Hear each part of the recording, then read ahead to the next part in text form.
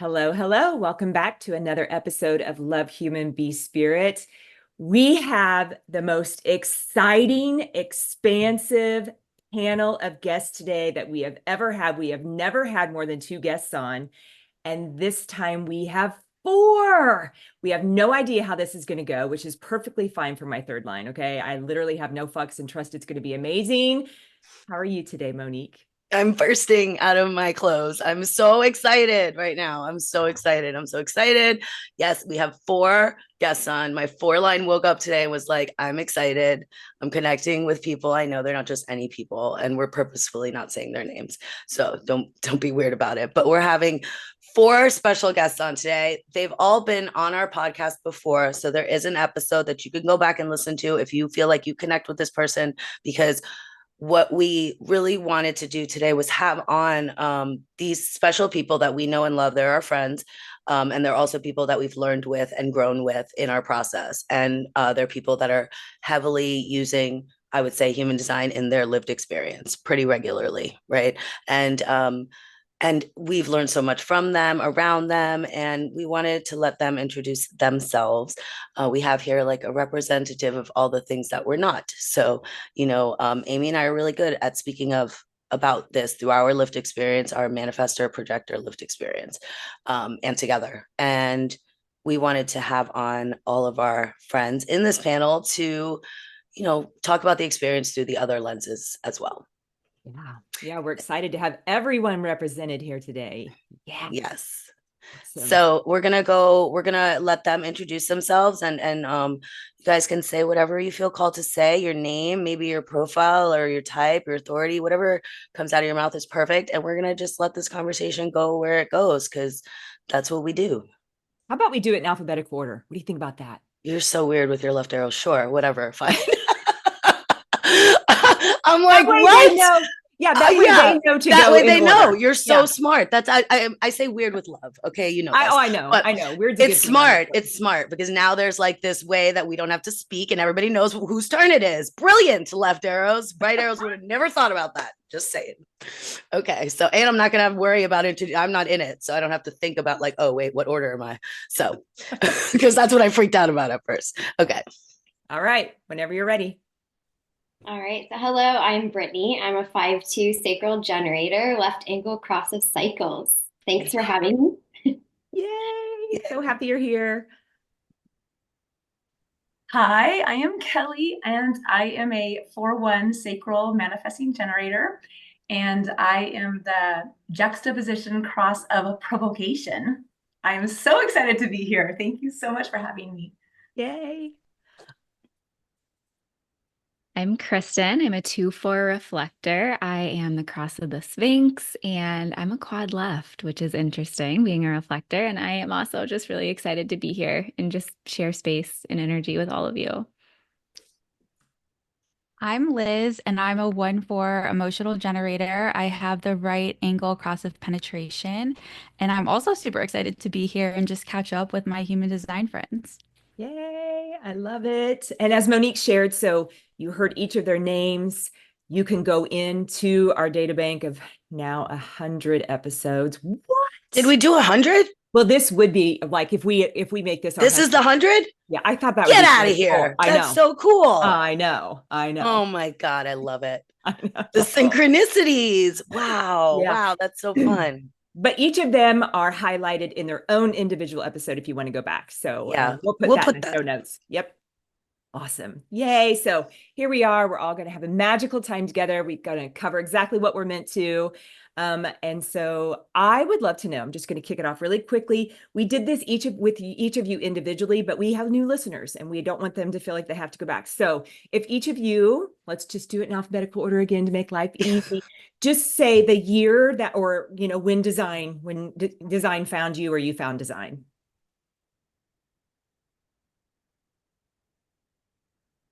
Whenever you're ready. Yeah, sorry. I was forgetting to press the button there and also thinking. This is Brittney again, and I think human design found me towards the end of 2019, and I really started getting into it kind of in the height of March 2020. Mm. Okay. I was just thinking, can I say something? No, no, actually go. Let them all finish. I'm going to say it after. I'm going to write it down. Okay. Go. Yeah, this is Kelly, and I found human design. I was listening to a podcast that I always listen to. I'm a dietitian, and it's one of my favorite nutrition podcasts. And she had a human design expert on there, and I immediately was intrigued. And so I, texted my mom to find out my birth information and looked up my chart, and I was hooked. I was immediately hooked, and just could not stop like studying it and listening and learning. So that was around like March 2020. Okay. Getting a theme here. Yep. This is Kristin, and mine was the same. It was late March or early April of 2020. It was basically through another podcast, like a Facebook group that I was in from a podcast. Kind of an interesting story, like how I found it and everything that I felt like when I found it. But long story short, I looked at my chart and I was like, what is this? Like this like kind of looks like a cult, like what's going on here? But there was just this intuitive knowing that like this is so important and I need to dive in. And I've been doing it for what going on 5 years now. It's wild. Awesome. I was a little late to the party, not that late compared to you guys, but I found it September 2020.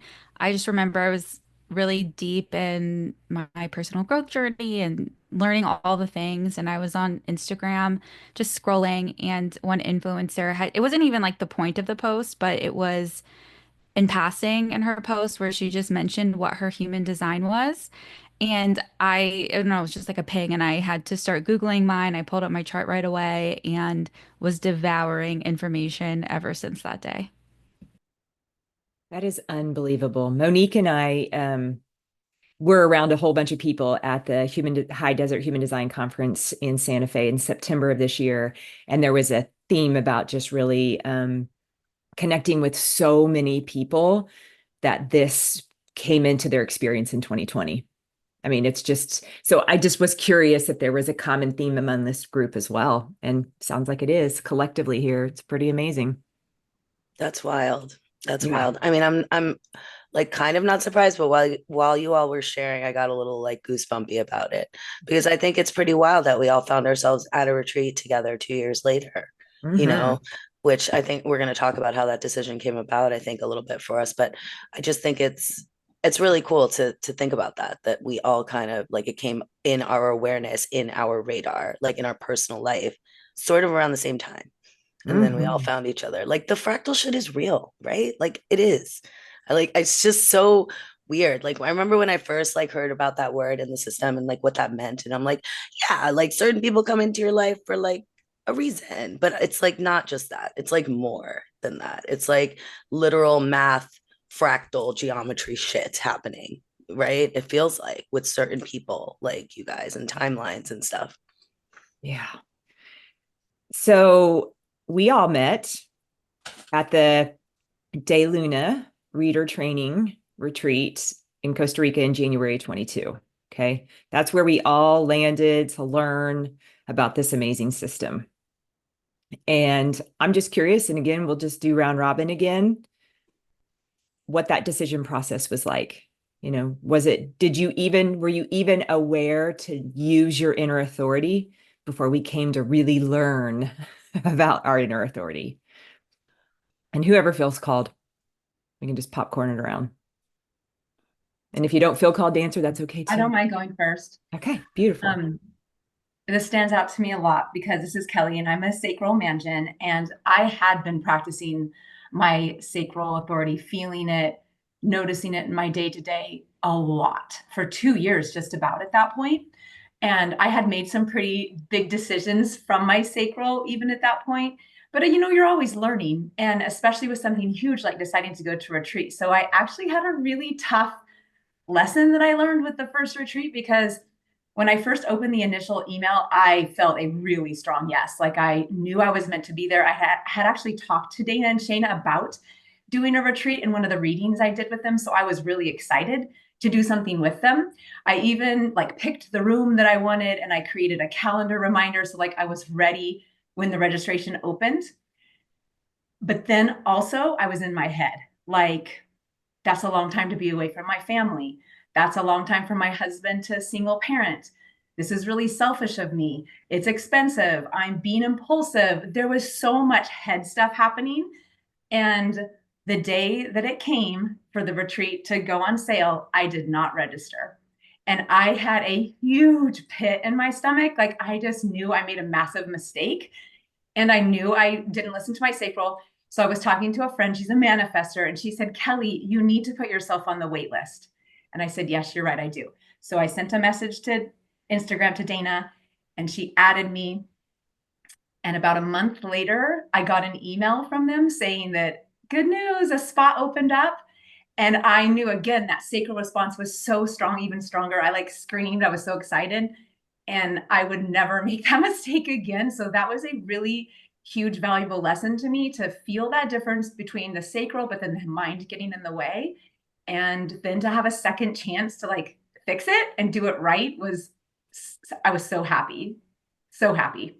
I love that answer. I love, Mhm. I don't know that I've ever even shared my decision-making process, which is really just cool to think about us all walking through that. Kelly, what I want to know is, what if the manifester wouldn't have said that to you? Would you have put yourself on the wait list? Mhm. I had been thinking about it because I had mentioned it to her. I said, there is a wait list. And then just her initiation, though, saying, yes, do it. What's it going to hurt, Kelly? You may as well. Because in my mind, I was thinking the wait list is probably so long. What are the chances I'll even get on it? All this head stuff again. But yes, her impact of saying, do it. I did it immediately after I left her. Yeah. I love that. Manifestors, love you. I Wow, love I that. I love love that. that. You know, it's okay. I'm trying not to say it because it feels irrelevant at this point, but I have to say it now because Kelly's like, I'll go first. When you had said, let's go in alphabetical order. And so Brittney was up first. I'm like, fuck, she's triple split, dude. Maybe she needs a beat, Yeah. even though she's sacral. That's the first thing my projector ass thought. Fucking weirdos. Like, why are we so obsessed with the other? Why? Why? And then, like, so I was gonna say, I'm like, maybe Kelly should go first. She's DMG, she's sacral, she is split, I right? have But like that way, channel initiation, yeah, like manifestation. energetically, that's the order that made sense in my. It's just so funny, and then that's kind of what happened here. Anyways, I love your share. I love that you reached out to them to get the spot, like just how that all transformed because, or whatever the word is, because I feel like we all have similar stories like that. I know that not everybody, because I can't remember whose stories right now because they're all mixed in there, but there are stories where we all like reached out. I mean, I didn't sign up the day it opened either. I got my story. There's some of that in there too. So yes, this is super exciting to go on. So I love how you shared using your sacral. I mean, not just, but like feeling what a sacral, like not going against it feels like. I love that you gave that example Me for too. people. That's something we I don't really even talk about because we don't I have could, and I even saw the calendar notification come up on my phone. We were out and about, and I just remember thinking, I know I'm doing the wrong thing right now, but I was so much in my head that I just didn't sign up. yeah. I regretted it at the moment. I couldn't stop thinking about it. Mhm. I knew that was a sign to me that I had gone against what my body was telling me to do. And even though, and I knew that I can't know why I want to go to this. I don't know why I want to be there. I just feel I'm meant to be there. And that's all that matters. Mhm. Yeah, I love it. Okay, whoever feels called to go next. How about that? We got two open throats and a triple split. Who's ready? It's funny that we talked about like the whole like, okay, who's gonna go? Because my open throat felt a lot of pressure to like just, okay, I'll go first. Like I'll get it over with. I think there's part like reflector there too. Like I'll be the first one to go first. And I kind of sat back as like Kelly will go. She'll go. It's fine. And she did. So thanks, Kel. Okay, so my story is actually pretty cool, and I don't think I've ever told any of you guys. So I think it was late July or early August of 2021 when we could like officially sign up to go to that retreat because I know there was a lot of time between signing up and when we actually went in January of 2022, right? So I actually had a reading with Dana and Shayna in June of 2021. And we were just like chatting about different things. And I was saying how I was taking a reader training, but it just didn't feel like it was it. And I was like, do you guys have any suggestions on ones that would be really good, like that you loved, or like ones that you think would be great for a reflector? And I could tell like through the screen that they just kind of looked at each other and they're like, okay, we haven't like come public with this yet, but we are actually planning a training and we really want it to be in person. And we're hopefully going to be announcing like more details soon. Like we have some more details. And I was like, well, okay, that's amazing. And then I literally, from the time that I had that reading to the time that they announced that they were doing it was like about a month, maybe a little bit less. But then by the time that you could sign up, it had been over a month. And so I got to actually use my full decision-making process to like know that it was a yes. And it's wild because Dana had told me when we were in Costa Rica, she had said, because of course I was like, am I the only reflector here? Like I really want there to be another one. And she's like, no, you're the only one. She's like, we did have one other reflector that like wanted to come, but by the time that we had announced it, when we signed up, she reached out and she's like, I really want to use my authority. And Dana's like, we told her we were really sorry, but just like, unfortunately, we had to have the time to plan. And so it was just interesting because I was like, it was meant to be for me to have that full lunar cycle, actually a little bit more than to like feel that clarity. Wow. Wow. That's so crazy. I love that. I love that you shared that, Kristin. I know other things in your life you've shared with me have aligned for you in timeline wise, like that too, which is so cool. Like that's another way I see the system, like just it shows up organically. Like we don't, we're not the best things in our life, I think, for like emotionals, and the more emotionals I talk to, the more I hear this, it's like the more I wait, the more I get, like the more comes at me when I truly wait. Like, and as a reflector, as an emotional authority, these slower moving authorities, I think it's hard to do in this world a lot of the time. So how cool is it when these things align and show up like that for you? It's so awesome to hear. It's actually really interesting too, not to get off topic, but since I've been learning human design and like teaching people about it, how many people out there are like excited to learn about themselves. And regardless of what authority they have, it's like they want to know everything that I can teach them about them. But then when I go and return and ask them for like, can I, use my lunar cycle decision-making authority? And they're like, I can't just like give everybody a month. And it's like, oh, well, that's my sign. There's so much I could say on like what I'm learning about that. So it's been a wild ride, ladies. Wow, that's really interesting. That's so interesting, but to take that knowledge and to have it and be like, okay, well, this is not for me if you can't give me a month, then I guess, right? Like that's there's a reason why there's a small percentage of you, right? It's not like we have to give everyone a month, but we should give like, I mean, it'd be cool. I see a future like that. So that's what I hope for. Me too, where we all get to honor the uniqueness that The we timing. hold. Mm-hmm. Yeah. Awesome. All right. Who's next? I can go. I totally relate to what Kelly was saying about getting in her head and knowing what a sacral yes is. And I'm the same. Like, if something's a yes, I cannot stop thinking about it. I'm obsessed. Like, I'll look at the website 100 times a day and just like be really in tune and like soaking up as much of it as I can. So I kind of have an interesting design. So I have a defined sacral, a defined solar plexus, and a defined spleen. And my sun gate is the most intuitive gate. So I get a lot of different information from different places, and sometimes it's a lot for me to digest. But I was doing my life coach certification, and I kind of through that process of coaching people and taking like 5 sessions to finally solve someone's problem was like this is not efficient. This is taking too long. And I would want to ask them, do you know what your human design is? Because I always felt like that would make things so much easier. And I kind of just had this like intuitive hit where I was like, I'm going to learn human design and I'm going to learn from Dana and Shayna, and that's it. And I just knew that that was going to happen. And then I think a few weeks later, I booked a reading with them, but I wasn't going to have it, months later. And then I think a couple weeks after I booked that reading, they announced that they were doing the retreat. So I was like, oh, like I already know that this is a yes, but same thing. I was super in my head. And it's really funny to say this now because I travel all the time and I spend like months abroad.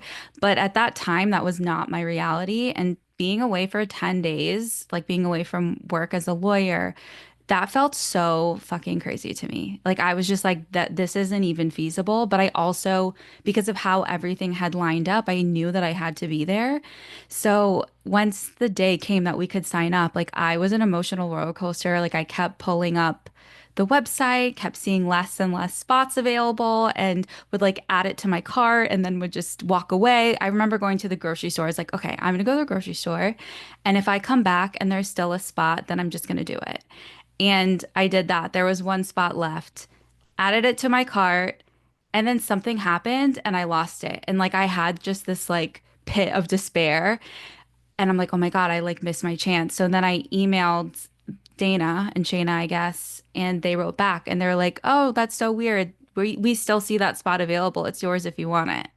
So I like took that as another sign, like, okay, just do it. And yeah, it was a really hard decision to make, but as soon as that plane landed, it was so easy to be there. That's unbelievable. So crazy. And Liz is a fucking witch, you guys. She's saying it politely when she says her sun gate is the most intuitive thing in the chart. This is witchcraft. Amy, tell her, did you ever tell Liz what you told me about how whenever we started doing this, you said something clicked. Liz said, like the timing of this actual recording that's happening right now, Liz called it or something like that. Amy, help me out. Oh, 1,000,000%. You were like, let's do it after the eclipses. See? Yeah. And we didn't like, we've been talking. I sent the email out. Okay. I want the world to know. I sent the email out on Lionsgate, 8/8 of this year, 8/8 of 24. So I sent it out that day very intentionally, like, all right, guys, we're feeling this. Monique, I had shared this with Monique when we were in Mexico together. And I said, I really want to do a panel and I would love, because we were all there together again. And so we're like, and we're slow, we're non-sacrals. It's what we do. We're fast, we're slow, we're slow. We got gate 53. We don't got the 42 to match it all up. All right, here we are, guys. This is how it goes. So fast forward 4 months. And I'm like, oh, hey, how about I send that out now? Okay. And like, look, you guys, it's 3 months later that we're making this happen. We were going back and forth. And the whole time, Monique and I just trusted it was going to happen when it was meant to. And so then Liz chimes in with her witchy brilliance and she's like, oh, thank God it's after the eclipse, And by the by, Liz also, we were on her podcast. She's like, let's check back in 6 months. Look, bitches, it's 6 months. Here we are. Yeah, right? Amy was bringing all this up to me the other day. She's like, by the way, did you notice that Liz said that? And I'm like, no, because I don't tell time like you guys do. I have no idea what month it is, how long ago that was. I say the other day for every story I tell. It drives my daughter bananas. She's like, Mom, that was 2 weeks ago. I'm like, that's still the other day, babe. I don't know what to tell you. Okay. Tomato. But yeah, when Amy broke it down like that, I'm like, whoa, that's crazy. So yes, having that 57 sun gate that defines spleen, sacral, emotional trifecta. Yeah, I caught that too, that it worked out, that it was 6 months after, because I listened to that episode. I think I was just like missing our group and vibes or whatever, and re-listened to that episode that we did together right after the retreat and caught that I had said 6 months, and I checked in my calendar and was like, yep, makes sense. That's crazy. That's like, I love it. That's how the intuition shows up, ladies and gentlemen, right? Just like that. We're also recording this 2 days before 11/11. I know. Like, I know. You reached out on 8/8. It's almost 11/11. It's an 8-year. Like, we've got some good energies behind all this. Release it on 11/11. I was just thinking that. I'm like, we'll probably get it out by 11/11 because this is today. And I don't exactly know what date it is, but I know we're close. So like you said, 2 days or something like that. I'm not lying, you guys. This is literally my life. It's hard. And I love it so hard much. in there. Such a different perspective. I love it because that is not how I'm wired. We're so different in that way. I know exactly what day it is. I know exactly what time it is. And I know exactly how much time we have left. So whenever one of these retreats is coming up, Amy would be like, okay, so in 4 days, we're going to see each other in 7 days in the countdown. I'm like, oh my God. I'm like, it feels like tomorrow to me. Now you're telling me 7 days? Like, let me live in my little bubble, please. Sometimes. Oh, I love it. I love it. Okay. All right, Brittney, tell us your story. That was a good share. Yeah. Yes. Well, I just want to start off with saying that I felt so relieved not having to go first again. See, I was right. See, I knew it. I could see it. Yeah, there was a little mini panic in there having to be the first one. I was like, well, what if I miss something? Ugh. Oh, I'm so sorry. I gotta So just that's okay. my closed door. Nothing. She can't see. It's not her fault. She's driving with a veil on, pretty much. So similarly to, I think, everybody else's journeys to get to the retreat, for me, it was like an instant yes. I had been deep diving in Dana and Shayna's podcast since I found out about human design through another podcast. And so instantaneously, I was like, yeah, I'm going. And at that time, and still am, I'm a healthcare worker in a hospital. And what we were all living through, for me internally and at my soul level, it was like, yes, I'm going. And I signed up immediately. It was like, okay, I'm getting all prepared. But then I was really bombarded with like the fears of other people, people that are close to me, like just what was going on in the world as well. And that battle of like, well, am I really going to go? Is it really safe to go? And so I remember because we went in January 2020, it was just around Christmas, the Christmas before. I remember reaching out to Dana and Shayna being like, hey, I'm really nervous. Is this actually going to happen with what's going on in the world?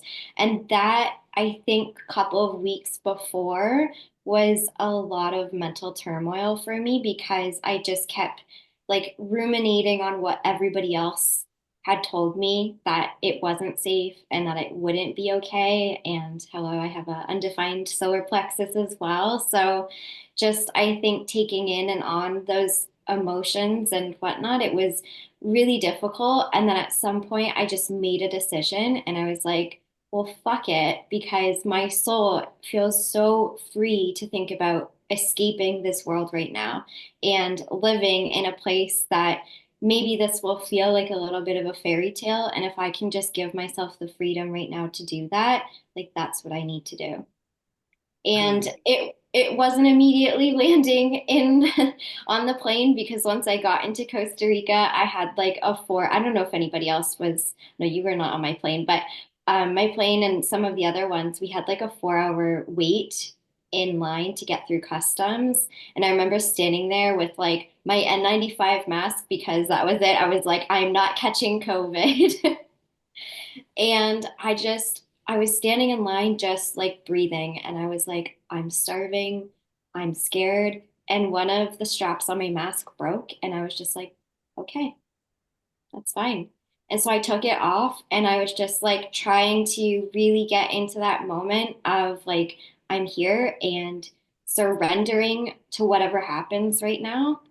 And yeah, it was like, I think from that moment on, and then obviously once I made it through customs, I was like, I felt so free. I Wow. love the I love the path to get you, like uh, through the discomfort, the universe said, look, you're here. We're going to give you a way to kind of make peace with it before you finally get to your landing spot. That's just the way that I was envisioning it happening for you. And you empowered yourself to get through it. That was really beautifully shared. I Yeah. heard your innocence motivation all day there. And I saw like Liz and Kelly's faces also like do the thing my face was doing. Like, yeah, bitch, get away. Go into your space that you need to go to make it through this existence out here for us. And that, the way that you told that story, it really brought me back to that time and that feeling of uncertainty that a lot of us had because of what was going on and traveling then. And, like Liz shared, compared to like how often you travel now, compared to 2 years ago, how much traveling were we really doing then? Not a whole lot because of what had just happened. So really, and I know Brittney, you came from one of the further away places. I mean, Brittney's in Canada and this was in Costa Rica. So, I mean, at least compared to where I mean, I'm a lot closer, but that's a lot of travel for that time of what was happening. And I love how you told that story. Mhm. Yeah. Thank you so much. Yeah, it was a really, I think I learned so much about what that freedom and satisfaction and like just that full body yes was. And Mhm. then I think this is the theme for me of really leaning in and allowing myself to accept that while also kind of releasing a lot of the outer noise, but even the mental like chatter that goes on as well, that really sometimes like has a disagreement with the internal freedom. Mm-hmm. Mm. God, so well said. Yeah. I love that. I could not have even prepared myself for all four of your shares. I did not I know know. where this was going to go, but I'm so glad it did. And so now I really feel called, Monique, for each of us to share ours because I know I haven't shared mine on the show. Um, so this was in July of 21 when we were supposed to sign up. When I found them on the podcast, of course, that was in 2020.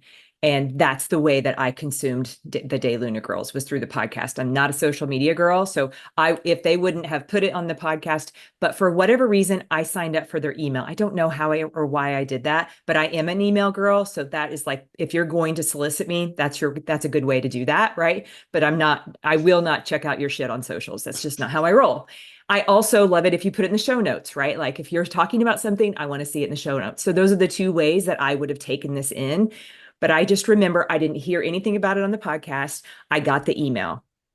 I'm an emotional authority, but immediately I was like, oh yeah, I'm going to that.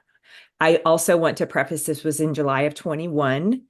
And my partner and I lost his 20-year-old son in April of that year to an ATV accident. And we were, at the time, the day that we were supposed to show up, his entire family, I'm talking everybody, including his son's girlfriend, who was left behind, we were all vacationing together.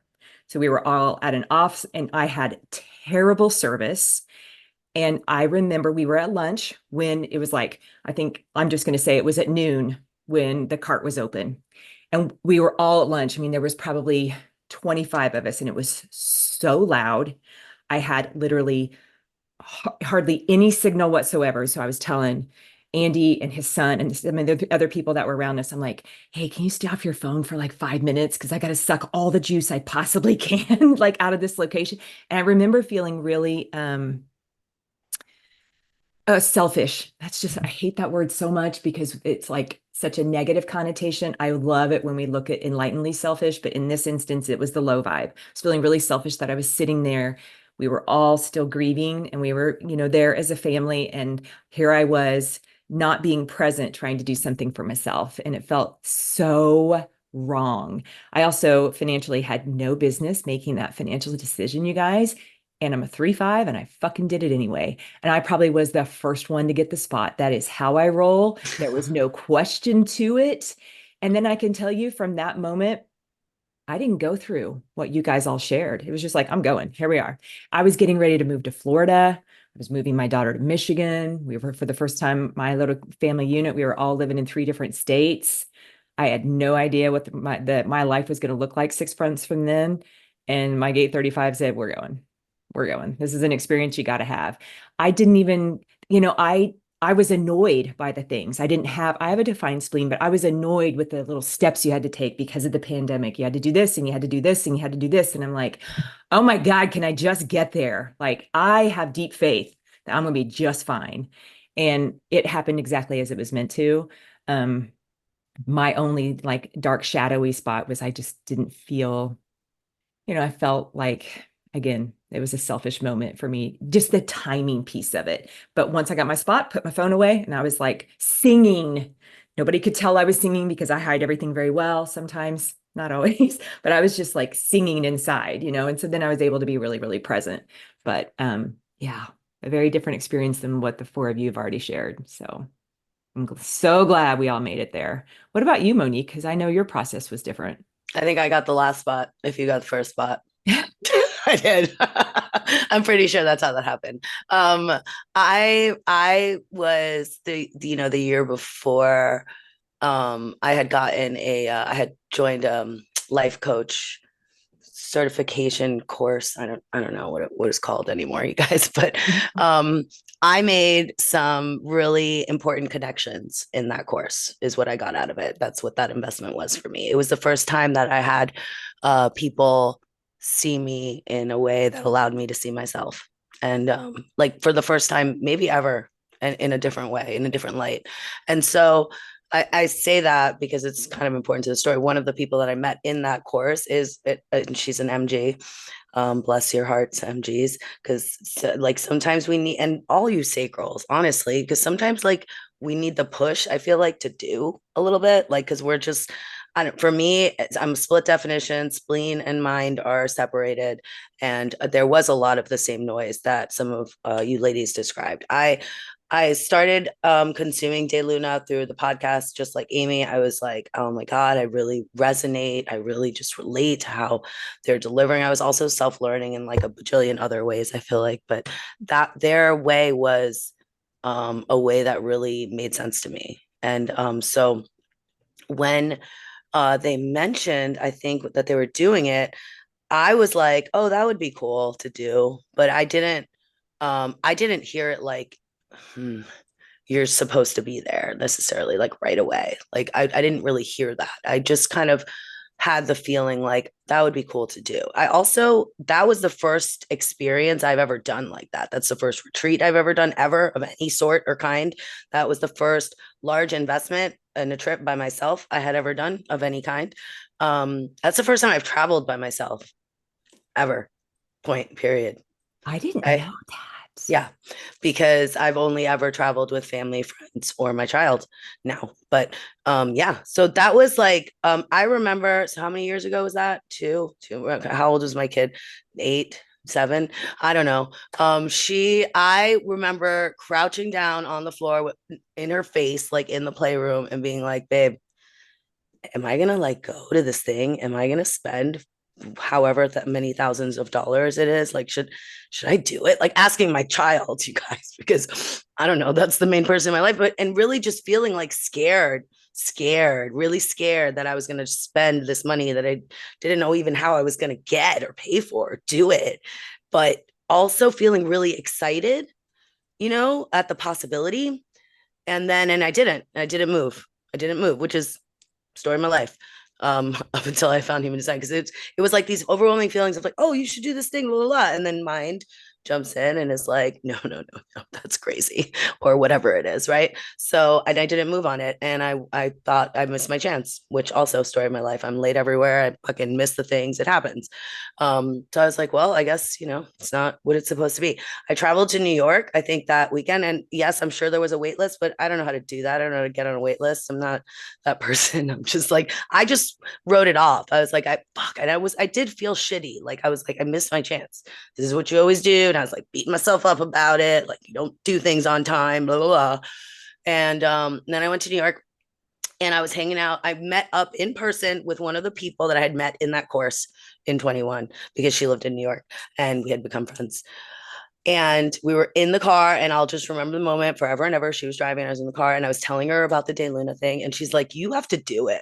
Like, I don't know what you're even saying. Like, all I hear you saying is that you want to be there, that you really want to be there. And like, you feel like you should be there. And like, she's like, just write them an email. Just what. And so I did in the car. She's like, no, like right now. And I was like, okay, I'll go ahead and do that. So I was like in the car, like, dear Dana and Shayna, I said everything I just said. I resonate with you guys. I thought blah, blah, blah. My spleen feels like maybe that I could, I should write you and da da da. And I don't know. They wrote me back, and they're like, "There's one spot that we could give you. There's one spot left." I don't remember the exactness of what happened. I don't remember if there was a lot of people, I guess, coming in and out then because of the COVID thing that was happening before, and traveling, and how you had to have certain things to travel. And blah, blah.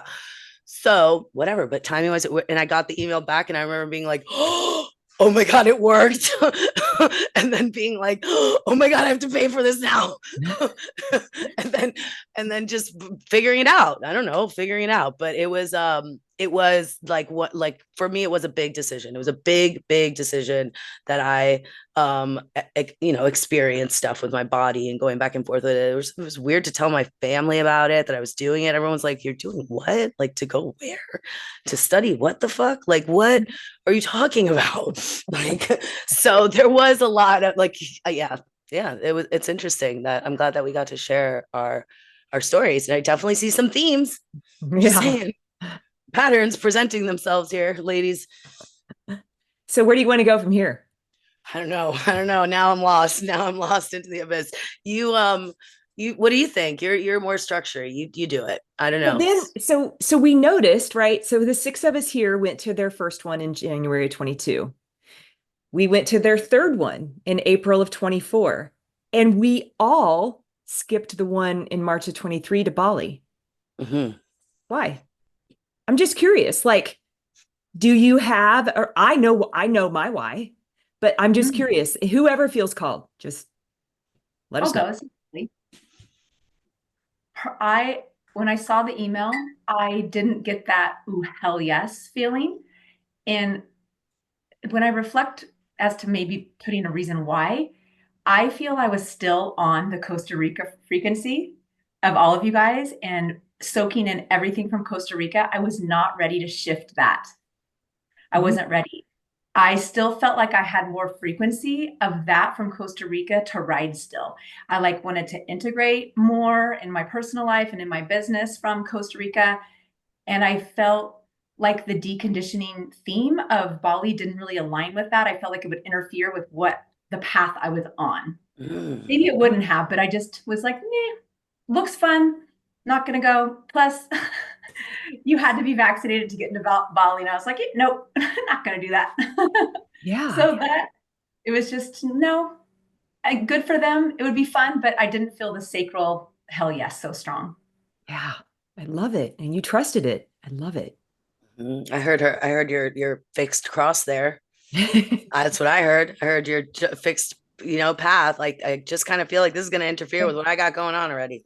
Yeah, I'm Sorry, not ready not to for be me. shipped outside. Yeah, I know what path I'm on. Yeah, that's cool. That's really cool. Yeah. I'll go. It sounded amazing, and Bali is definitely on my bucket list, but like I was interested in going, but there was no opening. Like there was no opening financially. The timing didn't really work for me. Um, like to even just do that travel, like there was no opening in my life for that whatsoever. And I do trust that when something's right, like not that it's easy, but there's like a path, even if it's like the smallest little crack of light to like start going down. And like, there just wasn't any of that. And looking back on that time, I was really preparing for a really major life transition. And I think it's good that I gave myself like a few extra months in my old life because once that can was opened, it was really crazy from like April 2023. I think within the last like month or so, I finally feel like I'm settling down from all of that. It was like an earthquake in my life, honestly. So, yeah, it was really just a timing thing. That's what it was for me. I love I love the way you gave that analogy of the path. I may Hmm. use that. I may use that forever now, Liz. So thank you for that. It's just I like like it. there wasn't an opening. That just feels so expansive versus like a scarcity mindset, right? Mm. It's not possible. No, there just wasn't a path. So I love that. Yeah, me too. And I like that it boiled down to timing. Just Hmm. it's timing. You're an emotional being. Everything in your life is about timing, Hmm. right? Isn't that the story for you guys, kind of? Like and that path thing or that there's no opening right now. Well, cool. Then I guess I'm not supposed to move that way right now, right? That's kind of how I feel like emotionals are meant to honor that. It's kind of cool. You're so mysterious. I love it. Very cool. Mine was similar with timing because Mm. there wasn't time from when they announced it to when they like opened the doors to use my full authority. That one I did notice was like open for longer. Like it didn't sell out right away like the Costa Rica one did. But during my decision making time, like my completely open spleen just felt like FOMO. Like there was fear of missing out. There wasn't like a true desire to go. So I'm like, yeah, it's just probably a no for me. And you honored it, which I love. Yeah. Also timing, yeah. Also Yeah. timing with that authority. Yeah. Love it. Yeah, and really similarly for me, I think it just like it things just didn't feel in my body in the same way. My mind did try to make sense of it and tried to go through, and I even looked up flights and kind of like, what and how would it take me to get there. And all the way through, there just wasn't that same feeling of like, I'm going to be there. And I think that was another thing too. And I've heard some other people say that, like, I just had this inner knowing in Costa Rica, like, I'm going. Even though over top of it, there was some layers of fear, and I kind of had to tweeze, like, kind of get rid of some of that to find that like deep inner knowing that I'm going to be there. It just wasn't there for Bali. Mm, yeah. Do you just, I hear the definitiveness for all of us, which is so powerful that we all honored, right? There's nothing wrong. And I still, I knew it was a no. Just both of my kiddos were terribly sick, and I was living in Michigan in hell, and just so many things like just a number. It just didn't even seem possible. And I wanted to whine about it a little bit, but yet it also, again, it just didn't seem, I didn't have this strong, I have to go, I'll find a way type of, but the path of my life has taken, to that point. And I still to this day feel like that choice was aligned. That feels like my truth. Yeah. I don't have a specific reason for mine. I didn't feel like it was the move. Yeah. And I, like Brittney just said, I did some mind games. I was like, no, I could make this work. I really want to go to Bali. I've always wanted to go to Bali. I mean, hello. And I do think that part of it for me, I felt like there wasn't enough recovery time for me because I have traveled a lot in my life since I was like a very small child. I know what time zone travel does to me and stuff like that. And I just kind of felt like, damn, I'm going to be fucking tired like half the time that I'm there, like half the time that I'm there. And that just didn't feel for me the most supportive the most supportive move. And similar to what Kelly said too, I feel like I was still integrating too. I feel like I was still digesting a lot of the stuff that I had learned about myself, not just learned about design, but learned about myself through that first retreat. Yeah. Okay, I feel like one more question maybe around like how all the things that, the times that we were with each other, and then we want to move on to some of the other ones is what I'm feeling. And Monique, if we need to go a different path, that's beautiful too. That's All right. cool. Okay.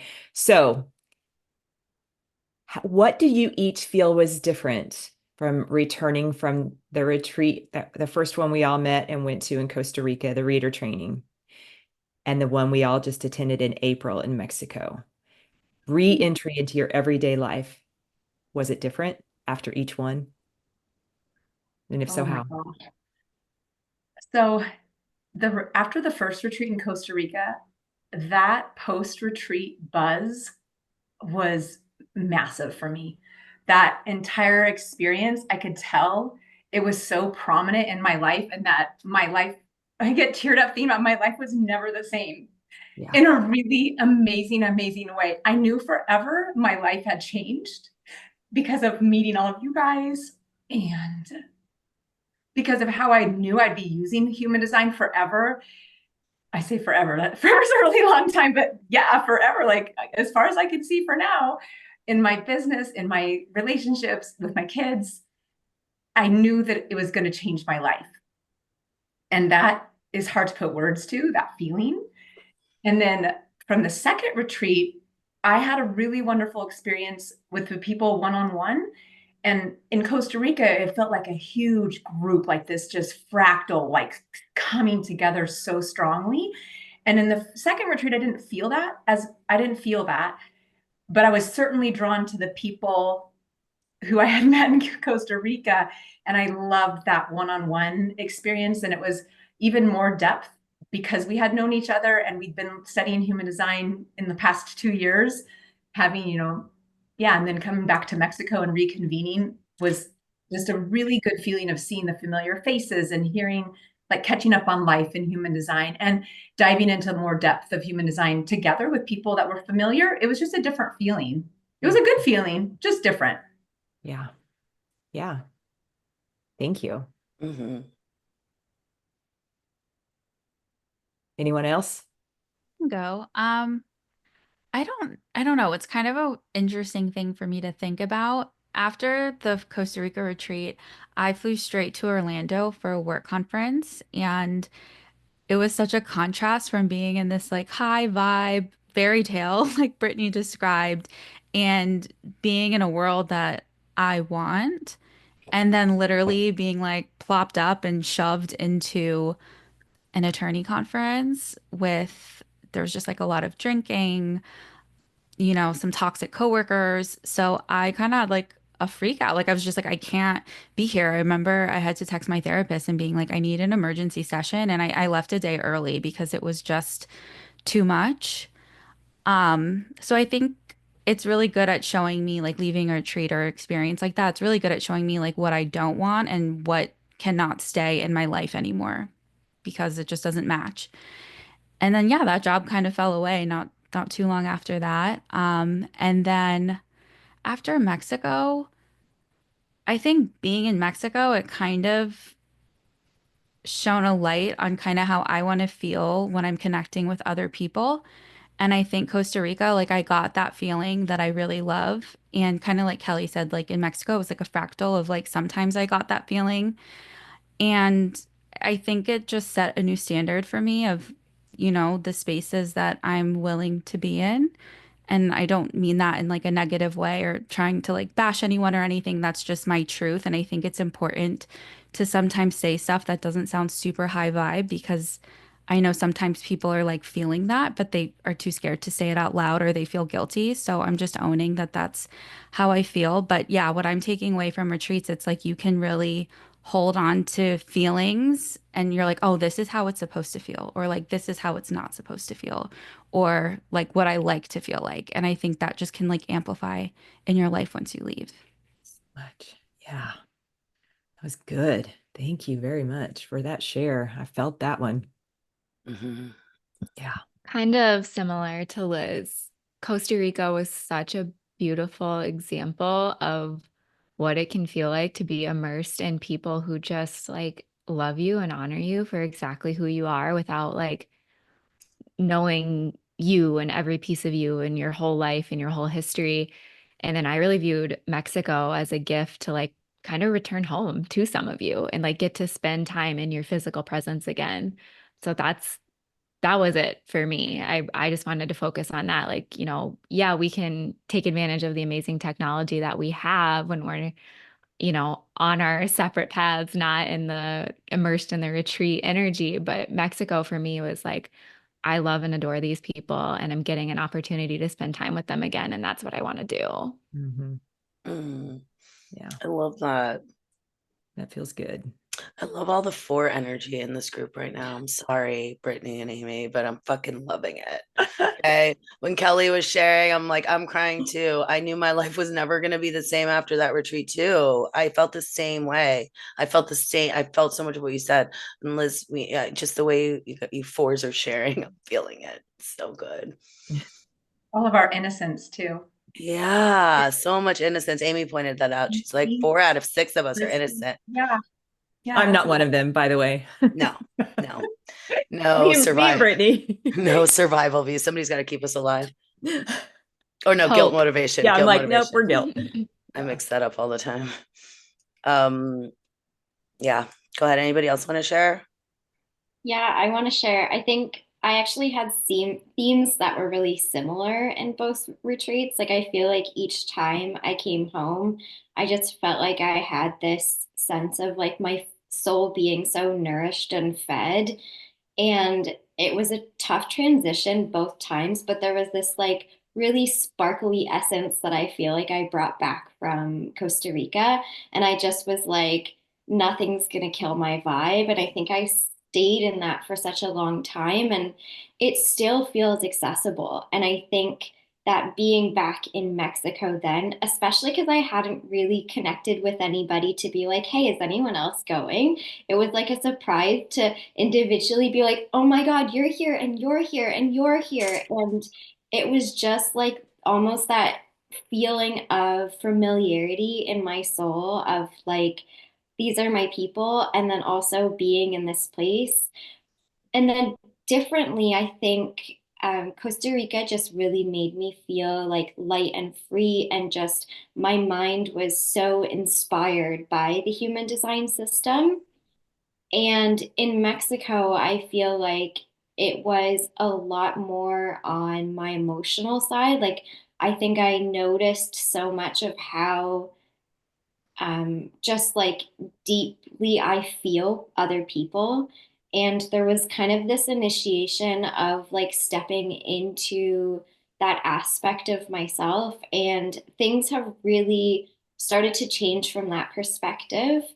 That it's just like, I don't know if it was almost like another stepping stone from a retreat. I think I'd probably say it in that way, where it was like the first time in Costa Rica, it was like this opening of my soul. And then in Mexico, it was kind of like the death of that soul and rebirth of a new soul, which Liz and I joked about because we were both on a Pluto line in Mexico anyway. So. I love that. That sounds accurate too in some weird way. Mhm. Yeah. God, so good. It just feels so juicy to hear these details and just, give space for all of us to share, our experiences through them. Hmm. It's really cool. Yeah, I relate to some of what Brittany said too just now about how I felt like I was flying high. And I know Kelly, you said this too, that for a while, like after that first retreat. I mean, and as Brittany, as you just shared, I do feel like it's still accessible for me too. I can tap into that thing that happened there. And maybe it's the gift of us being non-emotional. I don't know. You two emotionals are looking at me like I'm saying some crazy shit right now. But no, listen, no, Amy is okay. But I was like, I love that you said that like that, because that is what it feels like to me too. And then coming back from the retreat in April felt a little bit to me, the image that I get in my mind is um like those memes that you see like where the person hasn't like slept in days and their hair is like just scattered, and they're like that's what it felt like I had been undone or some shit, like somebody had just like razzled my hair up and like smeared my mascara and fucking fucked up my lipstick and all my clothes, and like now they're like, okay, now like you put it back together, take it off, I don't know, change it, whatever. It just felt like an undoing of some parts of me. And I do, it was called Activate Your Golden Purpose. Amy and I have joked about that a lot too. We were activated. Yeah, some ways we were activated for sure, for sure. And that was the point, right? We were talking about core wound stuff. We were talking about Liz and I text all the time about our deny, deny, deny. Denial is our way. Liz and I send each other memes all the time about it. Delulu land is where we live. Okay. Leave us alone. That's where our core wound line is. Point two. Fuck off, right? Like, let me go through my shit my way. But I just feel like there was a lot of things that were uncovered in that retreat that it wasn't the way that we were going into the first one either. We weren't really like going to be undone in that one. We were really like starting the part, like you said, like opening a window into like, oh my gosh, look at all these like amazing things that are possible. And it was exciting. And I think that these patterns, the things we've just described, are kind of like how the deconditioning process goes. You learn about human design, you're like, oh my God, this is so cool. This is so interesting. Look how I can see myself. Look how I can see my kids. Look how I can see my mom. Oh my God. And all of these things. And then you start to like go deeper and you're like, oh fuck. I didn't look how I have to look at myself now. I didn't can't unknow some of these things, right? That we start to like uncover about ourselves. And then it's like you can't go back, right? So then you're like, oh, all right, okay, cool.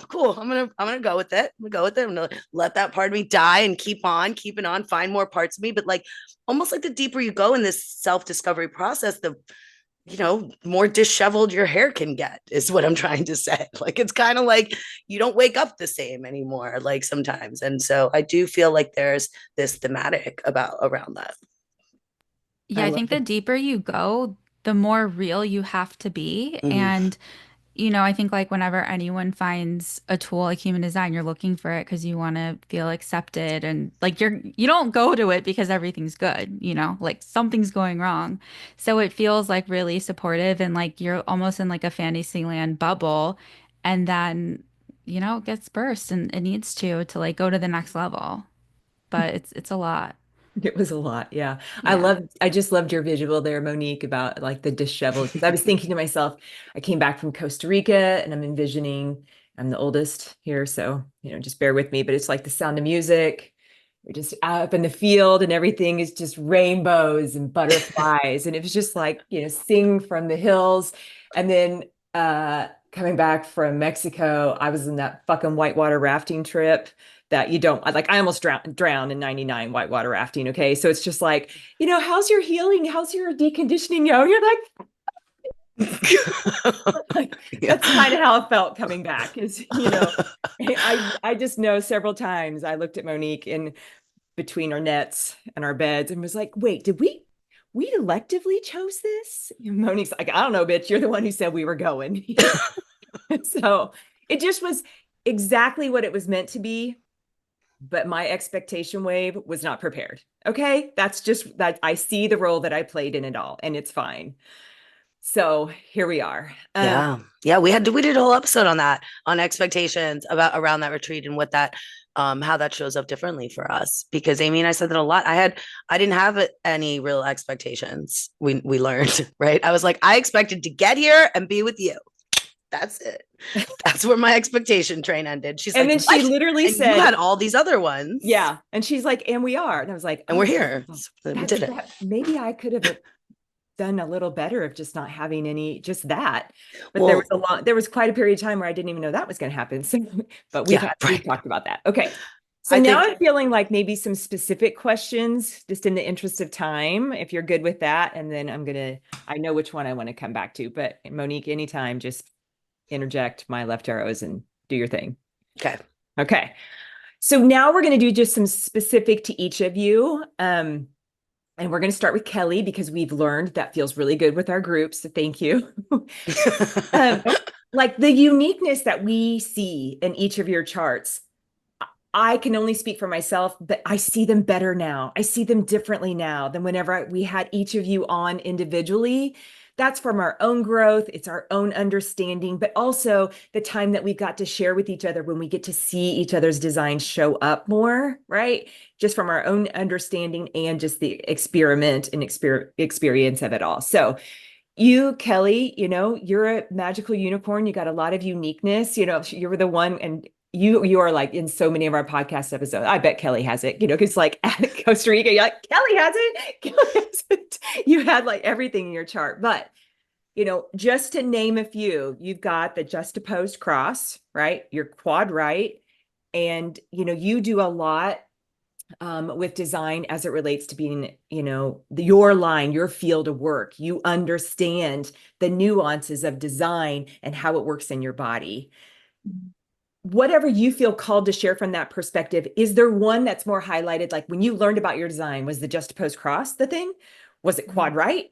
Was it, the connection that you could make with the work that you do? Oh my gosh. I know that's too many, but I wanted to give you options. I love that. I would say those are three like pretty more advanced things to learn. So they came online a little later. But when I heard about being a 4-1 and having this sense of really being on my own like fixed path and being really stubborn about that path, that was like my whole body was like, yes, that's definitely my life. And was it like permission granted? Yeah. And it was like permission granted. And it really answered a lot of questions that I had always wondered about myself, as far as like this energetic feeling of people being on my metaphorical train of life and people leaving that metaphorical train of life, because I always judged myself for being kind of cruel, where people were just kind of like disappear. And I was like, oh, well, they're gone and I wouldn't do anything about it. And I wondered like, what is wrong with me? I have like no heart. But this has just been a pattern throughout my whole life where I could feel them leave. It almost feels like a death when they are just, something happens, and usually something in our dynamic, and it just shifts and I can feel that they're no longer on my train. And I've cried about it because it does feel weird actually to know that it's not going to be the same ever, and maybe they're never in my life again after that. And I can also feel the opposite when people are on my train and they do want to be in my life and they want to be involved in maybe learning what I'm learning as a 4-1. They're interested in my one line stuff, and I can feel that. Yeah, so that was a really reassuring as far as being a 4-1 goes. And I could talk more about that. Like one thing I've really been noticing, and I think the first time I actually articulated it was in Mexico with, I think Brittney was there and a couple other people, and how I've started to notice with this whole karmic energy, like a 4-1 has no karma in this lifetime versus like the personal destiny karma profiles and the trans personal karmas. I can feel their impact on me. Like the way they feel to me is a little bit different, because if I'm like this bridge kind of between the two, it's almost like I can witness the personal karma people having their deep individual experience, just going through it. And I can kind of be like this grounding force, listening and holding space. And one thing I've learned through human design, I would say, and knowing about this, is that like I don't have to fix that. I don't have to get involved in that. That is like their own stuff they have to work out. And I can like ask questions or maybe like point out blind spots or something if they're interested, but that they have to figure that on their own, because no matter how much I try to get involved, it probably won't matter. They have to go on in their own process. And then with the transpersonal karma people, they're designed to have impacts with the people that they meet. So somehow I'm involved in that. And it feels it feels like there's a little more wiggle room in those relationships, because it's like a joint type of effort. And do you know what I mean? Like they're not going through their own stuff in their own soul kind of. Instead, it's involving me, and it just feels a little bit different. And at the same time, I can also tell if it starts to feel too toxic with that transpersonal karma, I bail. I'm like, oh, nope, I'm not getting pulled into that. That is not my life. And oh, I don't think I want to be pulled into that dynamic with you. Wow. Oh my That gosh, that seems awareness. so horrible to be saying that, but that's just energetically, that's how it feels. No, that's your truth. I love Oh how my Liz that owned her truth earlier too, and I love that's my new thing too. I'll say something, I'm like, that's just my truth, and it doesn't need to be anybody else's. And in your case, it's so special. Your 4-1 is a very particular path. I love how you shared that. I love that you can feel the difference. I think it's interesting you were speaking to Brittney about it too. She's the only transpersonal in this group. The rest of God. us are all consumed with our individual process. Yeah, it's fascinating. That's the profile, the transpersonal personal thing is something I've been pretty fascinated on learning about lately. So I love that. Kelly, that was so brilliantly So well shared. shared. Thank Yeah. you. Thank you for choosing that. Thank you for sharing it, just really openly.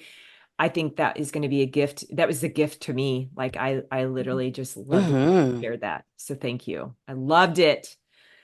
Okay. God, how do I choose here? 2 open throats and a triple split. That's so funny. I'm just being super aware of this. Yeah. So you know what, Brittney, we're going to go with you, because let's talk about the triple split with that defined head life, right? Like, let's talk about that. And, the question is, is it real? Do you feel well, it could be this, on the one hand, this part of your, design and your circuitry is talking. And then on the other hand, now I got another one to check in with too. Do you actually feel that energy? Yes. Yeah. Yeah, it's almost like I would describe it as like these, before I would have described it as this like inner battle where there are, and I know that we were kind of taught this too, like those 3 distinct voices. Mm-hmm.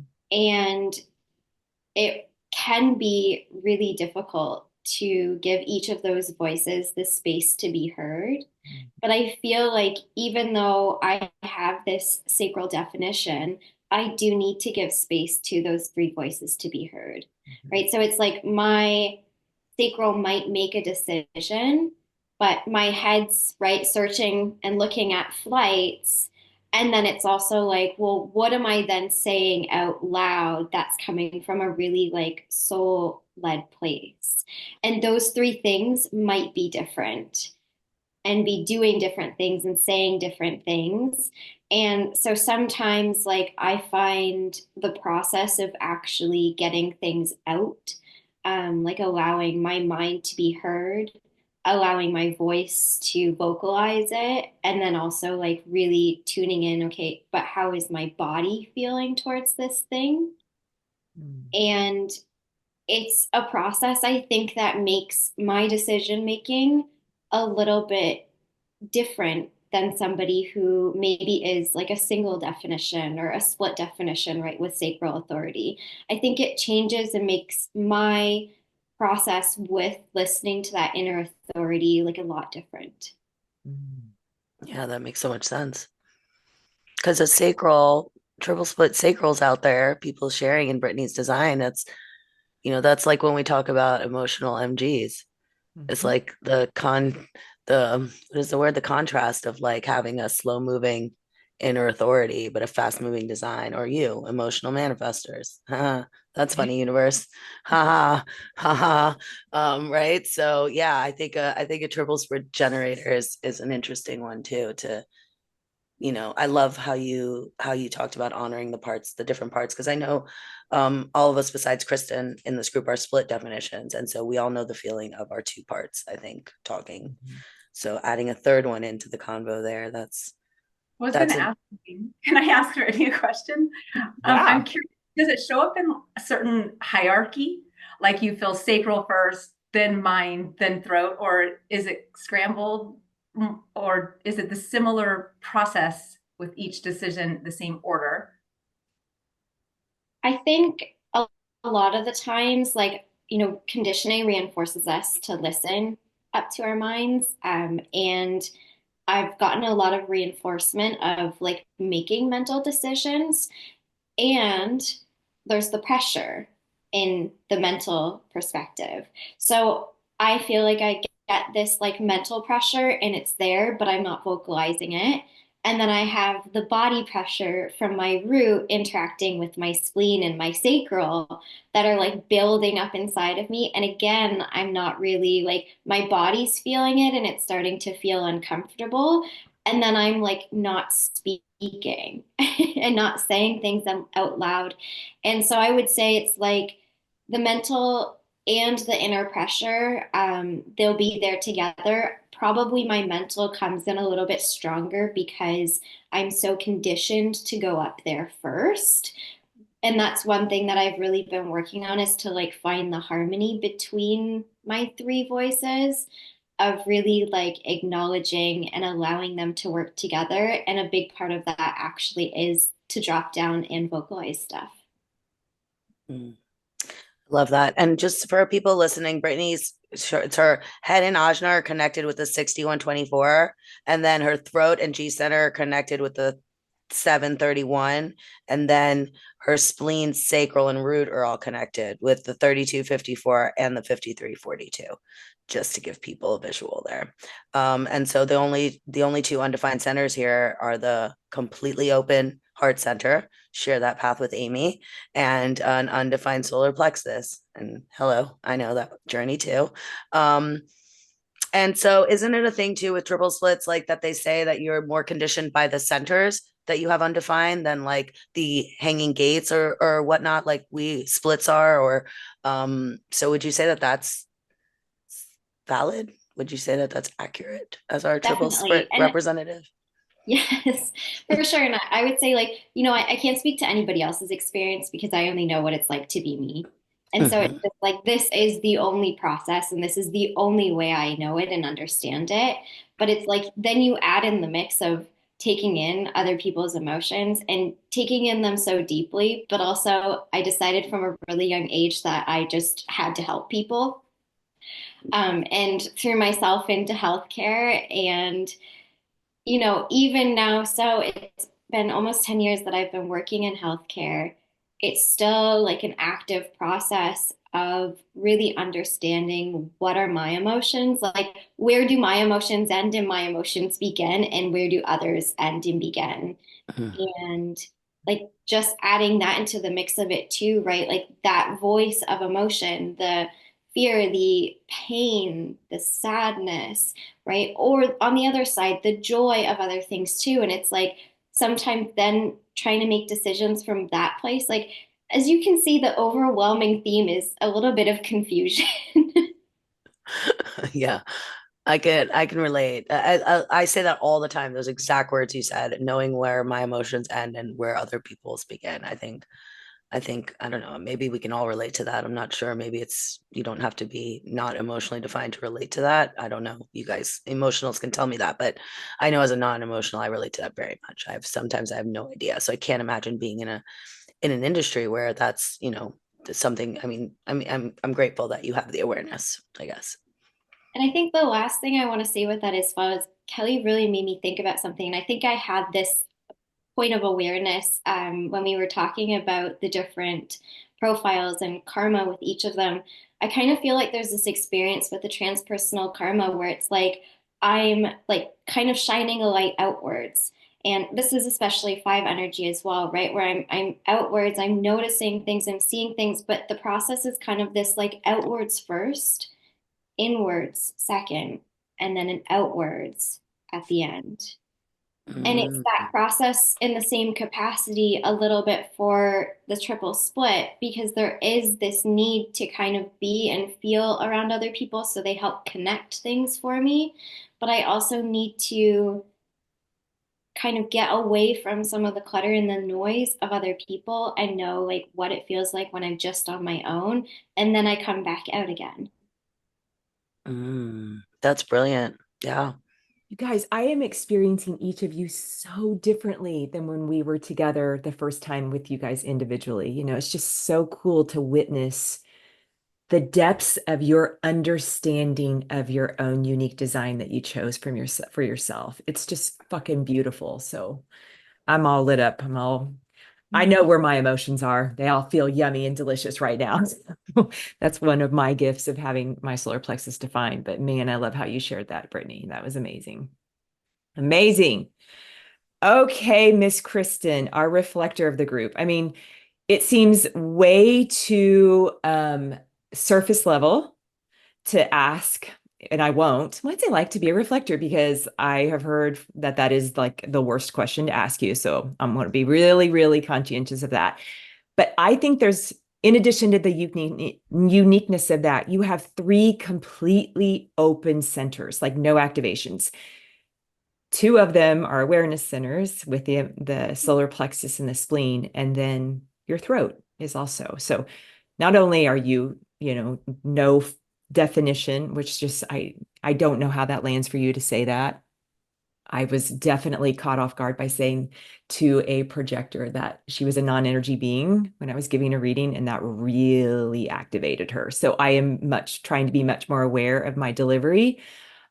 So I think my question is, how does life work for you being quad left, three completely open centers as a reflector?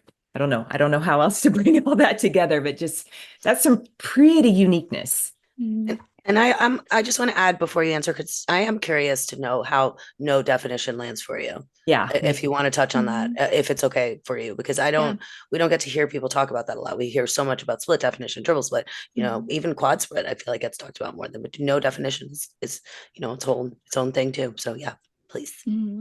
So I feel like there's kind of a way to answer all of that kind of in one based on my experience. Kind of like Brittney said, I only know what it's like to be me as a reflector. And I can't speak for all reflectors because we're all so incredibly different.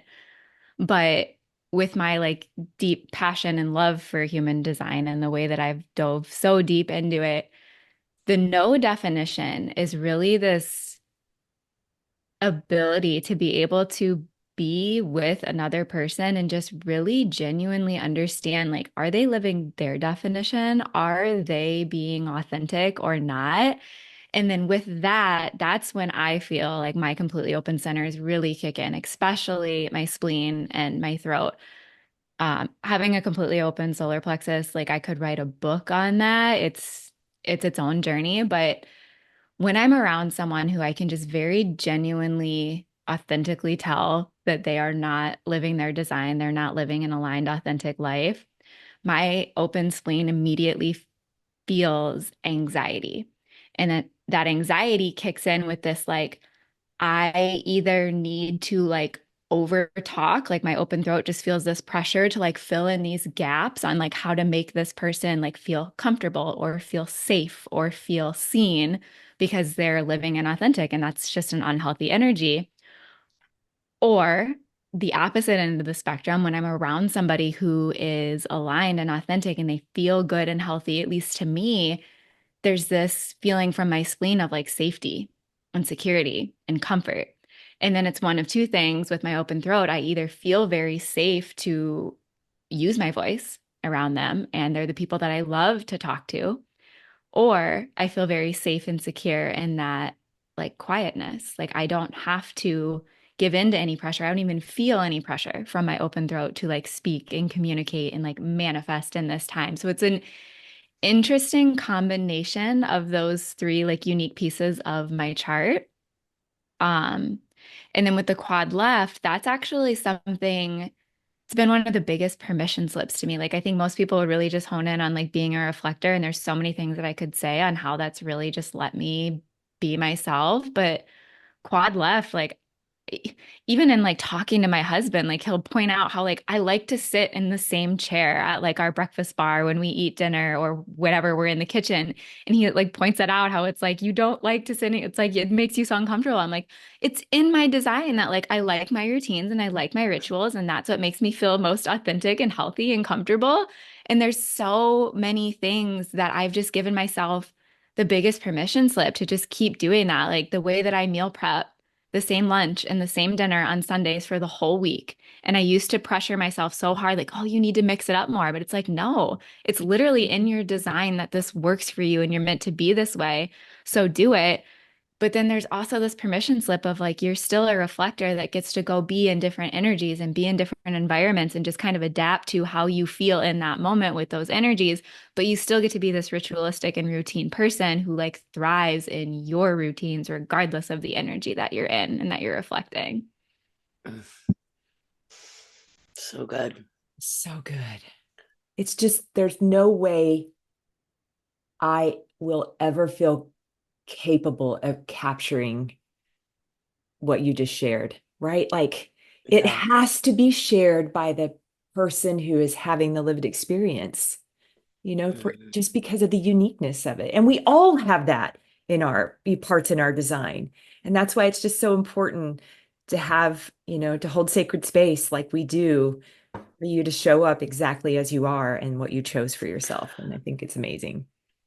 I am looking at your chart, Kristin, and Kristin, as we said, I think at the beginning, I don't know if we said it, but you're a cross of Sphinx, which is the only other cross located in the G center, with my vessel of love cross. So all of our top 4 activations are in our G center. And so while you have an undefined G, your cross is in your G, right? And you have, I think, is that the center you have the most activation? Well, and your root is And my root. pretty activated too.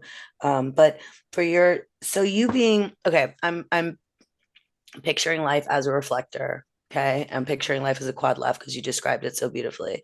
And this permission slip, I love when people speak about the system and it gave them that permission slip, because for me, it's almost been the opposite. Like, I'm like, okay, great. I don't need structure.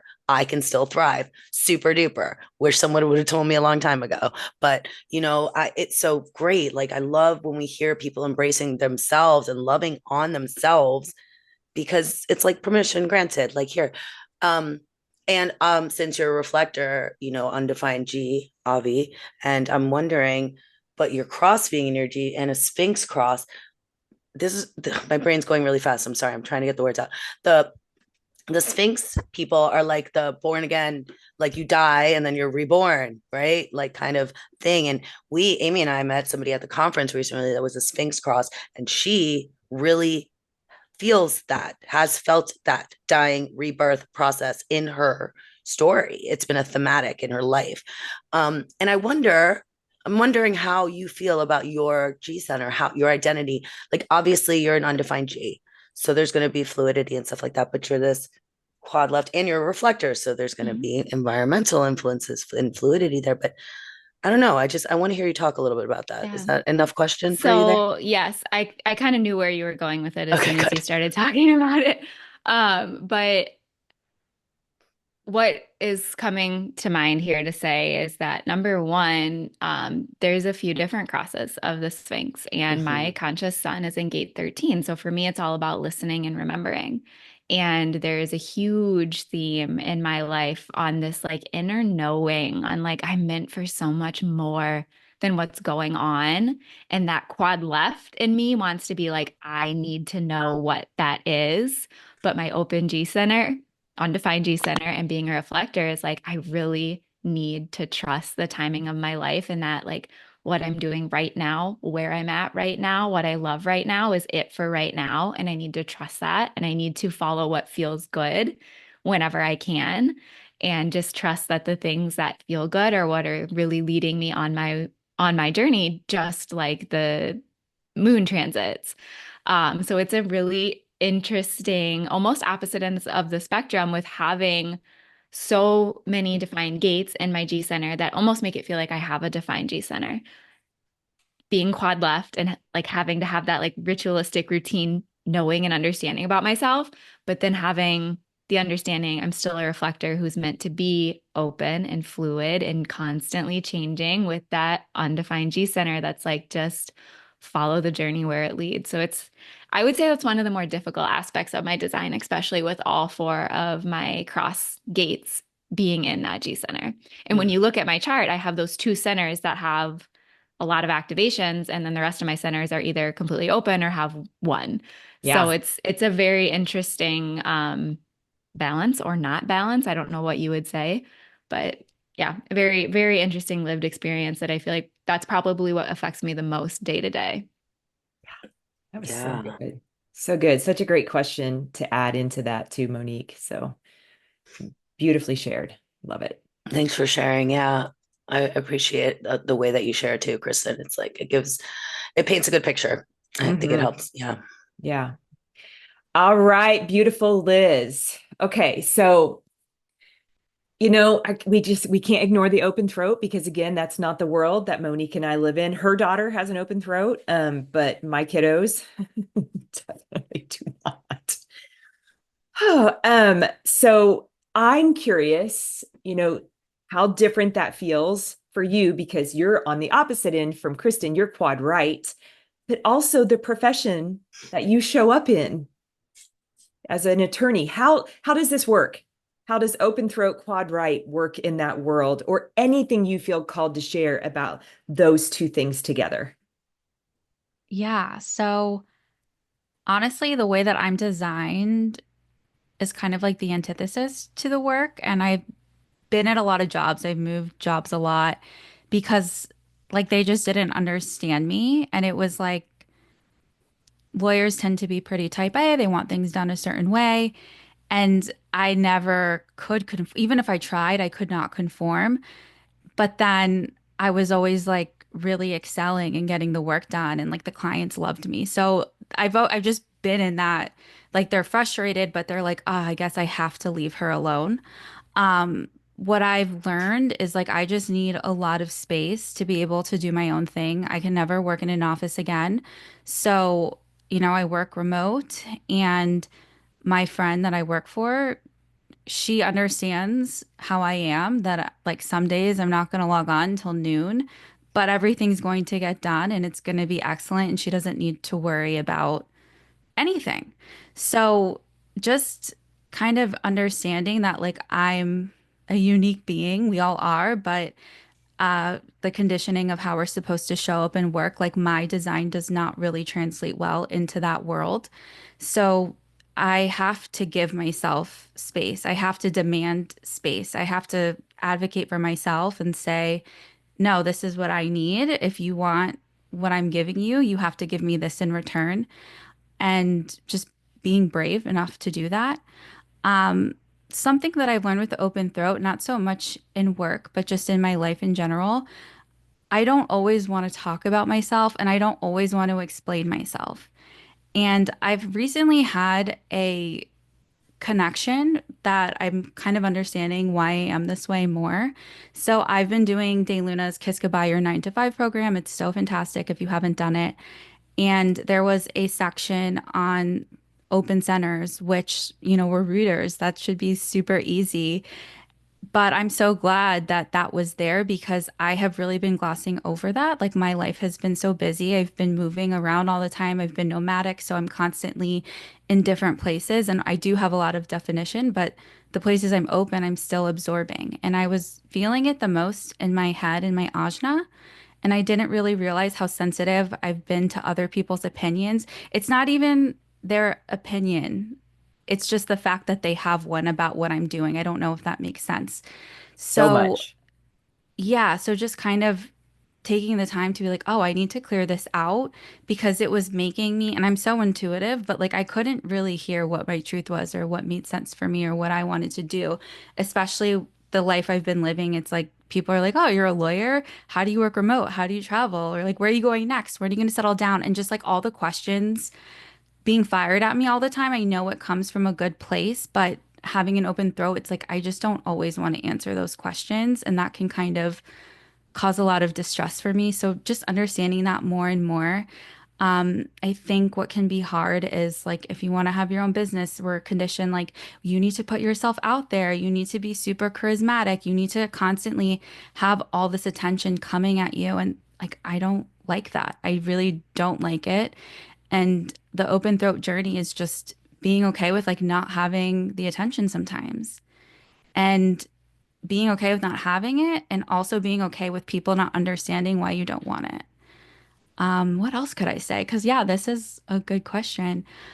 Uh, yeah, that's kind of like what I have about it right now. I think a big thing too that I've learned as far as me really like opening up and sharing myself is I have to feel safe with the people I'm with. And if I don't feel that, like I'm not open, I'm not willing to be open. And people have stories about that, but I've just come to a place where that's how it is. If I don't feel that way, like I don't owe it to anyone. I'm coming to a place where I'm like, I am a gift. My energy is precious. I have a lot to share. And if I don't feel good in this place, like I don't owe it to anyone. No one's entitled to it. And I know that triggers people to hear that, but the more that I own that, it's like I'm just attracting in the people that I can be myself with. And I also think that that's why Mexico was so triggering for me because it's like I didn't always feel that safety. Mhm. And just being really clear, like how important that is for me and how that's a non-negotiable going forward. Love that. Love that, So, Cher. yeah, so beautifully said too. God. I heard so much of your integration circuitry there too. So much of it. You know, in this group, Kelly and Liz both have almost all the integration circuitry in their designs, you guys. They're each just missing one gate. And then they would have the whole thing. Liz doesn't have gate 20, but she's got every other activation in the circuitry group, and Kelly doesn't have 10, but she has all the other. And as somebody that just has the just has the 1057, now it's just has because they have so many more channels here. But I know that for me, living in my truth, in my integrity is such a thing. And I didn't really know that about myself before. I didn't really understand that. And I love watching you own yours, Liz. I love watching anybody own their integrity. It's beautiful to witness and it's empowering. And like, you know, integration circuitry is all about empowerment for ourselves and the other. So even though those things can be triggering or what have you to hear or to see or to be around, even because I feel you, sis. There's times where I walk into a room and I feel like I just triggered somebody by accident by just being myself. Right. And you know, I don't know, sorry, not sorry type of thing, right? Like that's what we're here to do. And if it's not for you, it's not for you. And that is such a beautiful reminder. But I really heard that.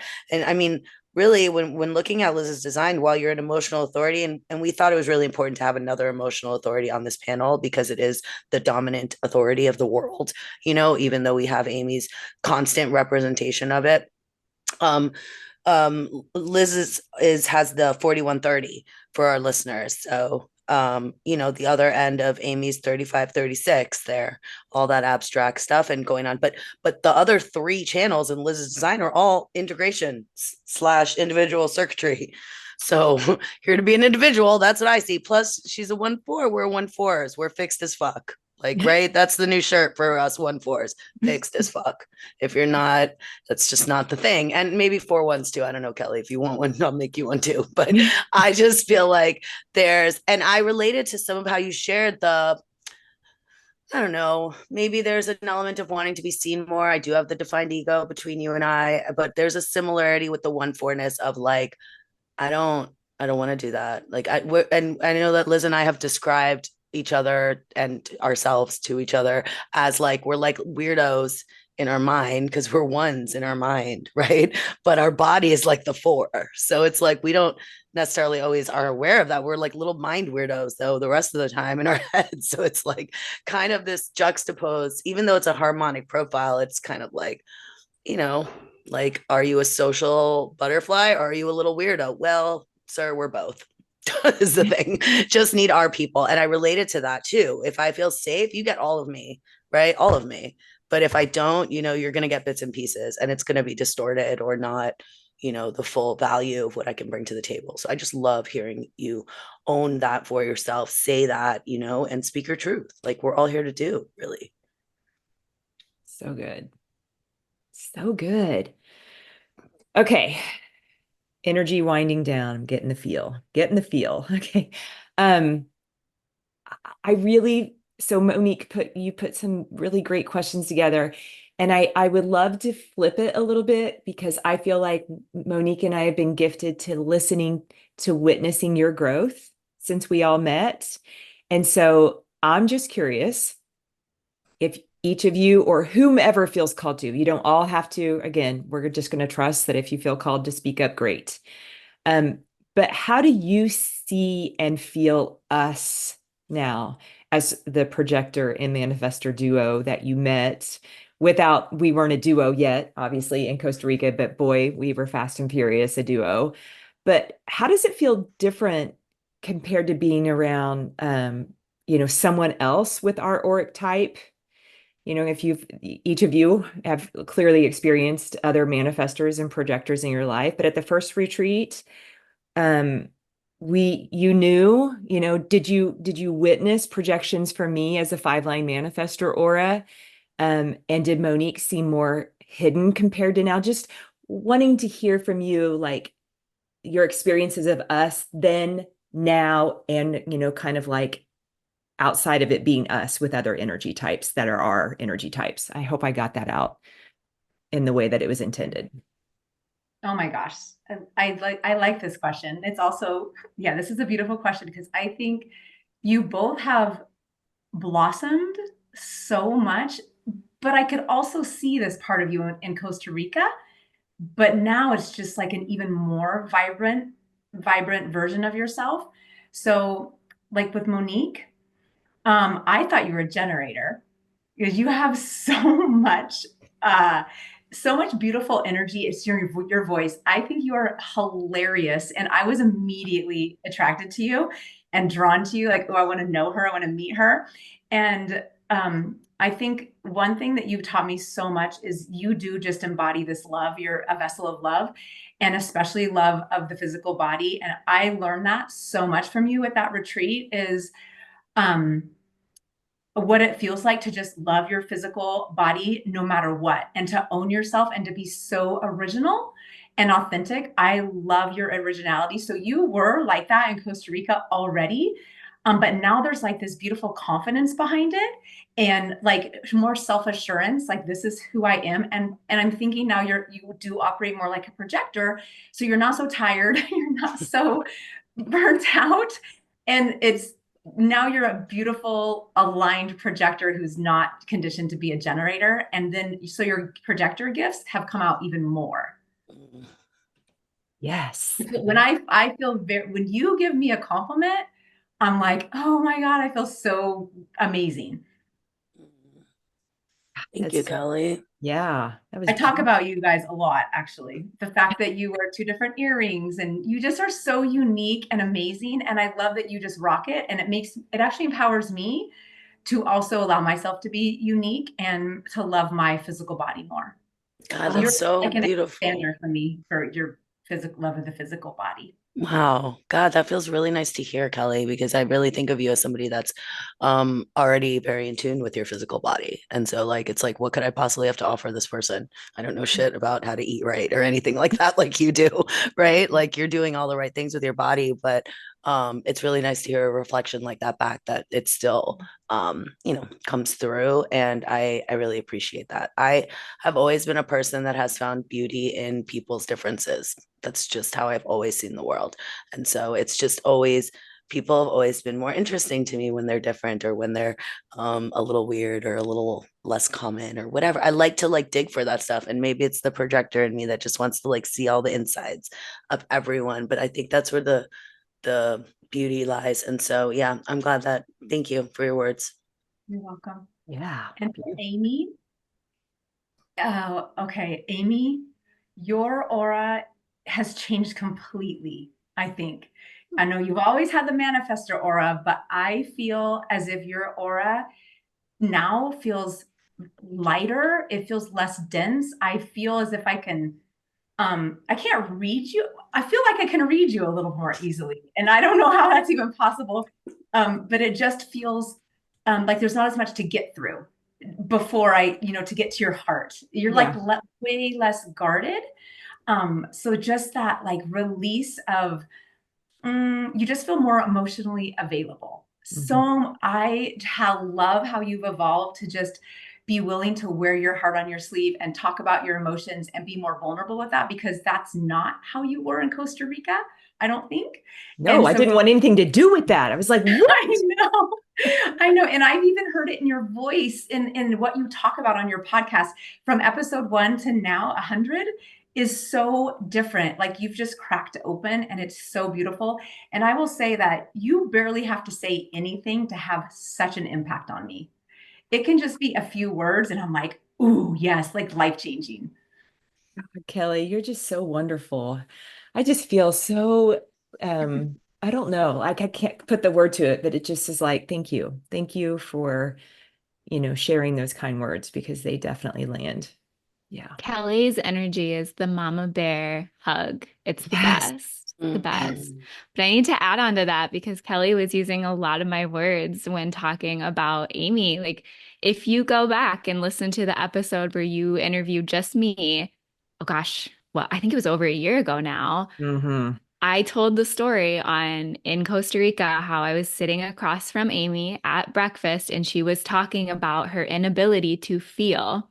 And I had been to that retreat center before, and I just kind of sat back and was like, lady, this place is going to crack you wide open. And I could feel all that manifestor energy of like, window closed, like you're not getting in. And now that window is wide open for the right people. That window still closes when it's not the right person for you. And I can feel that. So yeah, it is. It's been great to be one of those people who gets to experience you with the window open into your manifestor energy. Ah, thank you. That feels good. Isn't it nice when the manifestor lets us see them? Yes. It's so cool. And Monique, with you, also very much going off of what Kelly said, there's just so much beauty to witness your confidence and your chillness. Like, I don't know how many times you have said to me, like, God, Kristin, you just have your crap together. And I always think like, gosh, Monique, you're just so happy and content being this chill, free-flowing person. And like we see the beauty in the opposites that we are, and it's so special. It is. It is so special, because I'll never look at you and not think, God, her calendar is perfect. Like her fridge is right. Her fridge is right. I don't even need to look in there. I know it's fucking right in there. My fridge is stupid. Go look in my fridge right now. There's like maybe milk and orange juice if we're lucky, folks. I don't even know what else. Water, God. Maybe. I don't know. Yeah. We're gonna have to send you a picture of the inside of my fridge and freezer that's like so nicely organized. I don't know why that's the first thing that came out of me, but I just know Kristin's fridge is right. It's, Kelly's fridge is right too. I know that. But anyways. And this is where it's fun to like not go too deep and open a whole new conversation. But not only are these things represented in my human design chart, but like I have so much Capricorn energy in my natal chart too. That's like just this compounding energy of making me into the person that you all get to see and experience. And so it's just so fun to know this about each other. Yes. Yeah, I love that. God, I love that. Thank you. Thank you for sharing. When you guys sent over the like potential talking points for today, I was giggling to myself when like it was like, was Monique more hidden when you first met her? Like girl, you could never, that is like the last word I would ever think of to describe you. Like you have a presence and it's felt, and like I think it's amazing that I felt like from when I first met you, you owned that. Like I admired that you were just so yourself and just expressing yourself like this is what it is, and like you experiment with like your fashion and your jewelry. So maybe that's just a projector not seeing yourself, but like I would never like hidden no. That's just not even close to any word I would use to describe you. Um, I feel like what I've noticed a change in you, I think, like human design is such a masculine system, and it's like fun because we like have all these words to like explain things, and we can kind of get obsessed with that and like want to tie everything back to like an explanation of like why we are the way we are. And I kind of feel from all of us, just like, of course, we're gonna still do that and it's fun, but you also need to like feel and have that feminine part and just like let that go and like let the mind go and just like feel how you're feeling. So I do see that transformation starting in you already. Amy, okay, so how I experience five lines, like I don't know that I project onto five lines, but I kind of just notice that I assume that they're very much like me. And then something will come up and then I'm like, oh, okay, like no, they're a totally different person. They're not like my twin. Um, so I don't know that I like projected anything onto you, but I think I liked you immediately. We met on the bus in Costa Rica, and you had that manifestor aura, just saying what you want and doing what you want. I did feel that you were emotionally closed off. And when I read that question, I'm like, did I feel that because I'm kind of was more emotionally closed off at that time? So like that was just something fun to think about. But I do feel a lot more openness from you. But I think you both, probably out of everyone on the retreat, I think like going into it, you both were embodying yourselves. I think more than anyone. Yeah. I firmly believe that Monique gave me safe space to be that. And so I wondered what it was like if I wasn't with her in the moment, if I showed up differently than when I was. There's just some safety I feel like I can just be, say, and do whatever I want, and there's no judgment. There's always curiosity from Monique, and I can't even begin to, she's the gift that I've been searching for without knowing I was searching for it my whole life. I've never had anybody give me the space to be exactly who I am or want to be and living into without just a fuck ton of judgment. Yeah. So That see, gate 10. emotionals can get this way too. Yeah, I when think we that's were where all gate talking 10. about when we found human design, like, all within the same year, I think, or not, it wasn't too far apart. And it's crazy that we were all planting the seeds to find each other at the same time and didn't know. And you're just like learning about this system. And I remember feeling like, God, I just don't have people who really understand me, and was craving friends like this that I could just go there and have these conversations with. And also, how you two found each other, it just works and makes sense. I can't even imagine like you guys not being a duo. Me either. Um, yeah. We talk about that a lot. We're like, wow, I mean, just what would have happened if they hadn't roomed us together? Mhm. Just that and like what, because it was such an important point in our meeting, was us being in a room together, was that point also. I love your reflection, Liz. Isn't it interesting? Because yeah, I wrote that question. Was I more hidden? So clearly I thought I was more hidden. But I think it's a combination of what Kelly said too, is this like I shared, there came a point that where I started, it's why the projector dance is so silly. Okay. But it's what we do. It's like we can't see ourselves without the right people around us that help us see ourselves, but we have to see ourselves first so that the people around us can see us too. It's like the silliest little dance ever, but it is how it works. And so I think that for me, it was in large part about being in spaces like and in communion with people like you guys, like, just spaces where I was able to be seen and or recognized in a way maybe that I hadn't been before or something. And so and then that in turn allowed me to recognize myself. But don't hear that wrong, projectors out there, because we are not here for the outside validation or recognition of self. We have to do that for ourselves for sure. But I do think it's interesting to note that clearly there was a disconnect in and proof that we cannot see ourselves. Okay. It's a real thing, you guys. The aura goes outwards for us out there, obsessed with the other.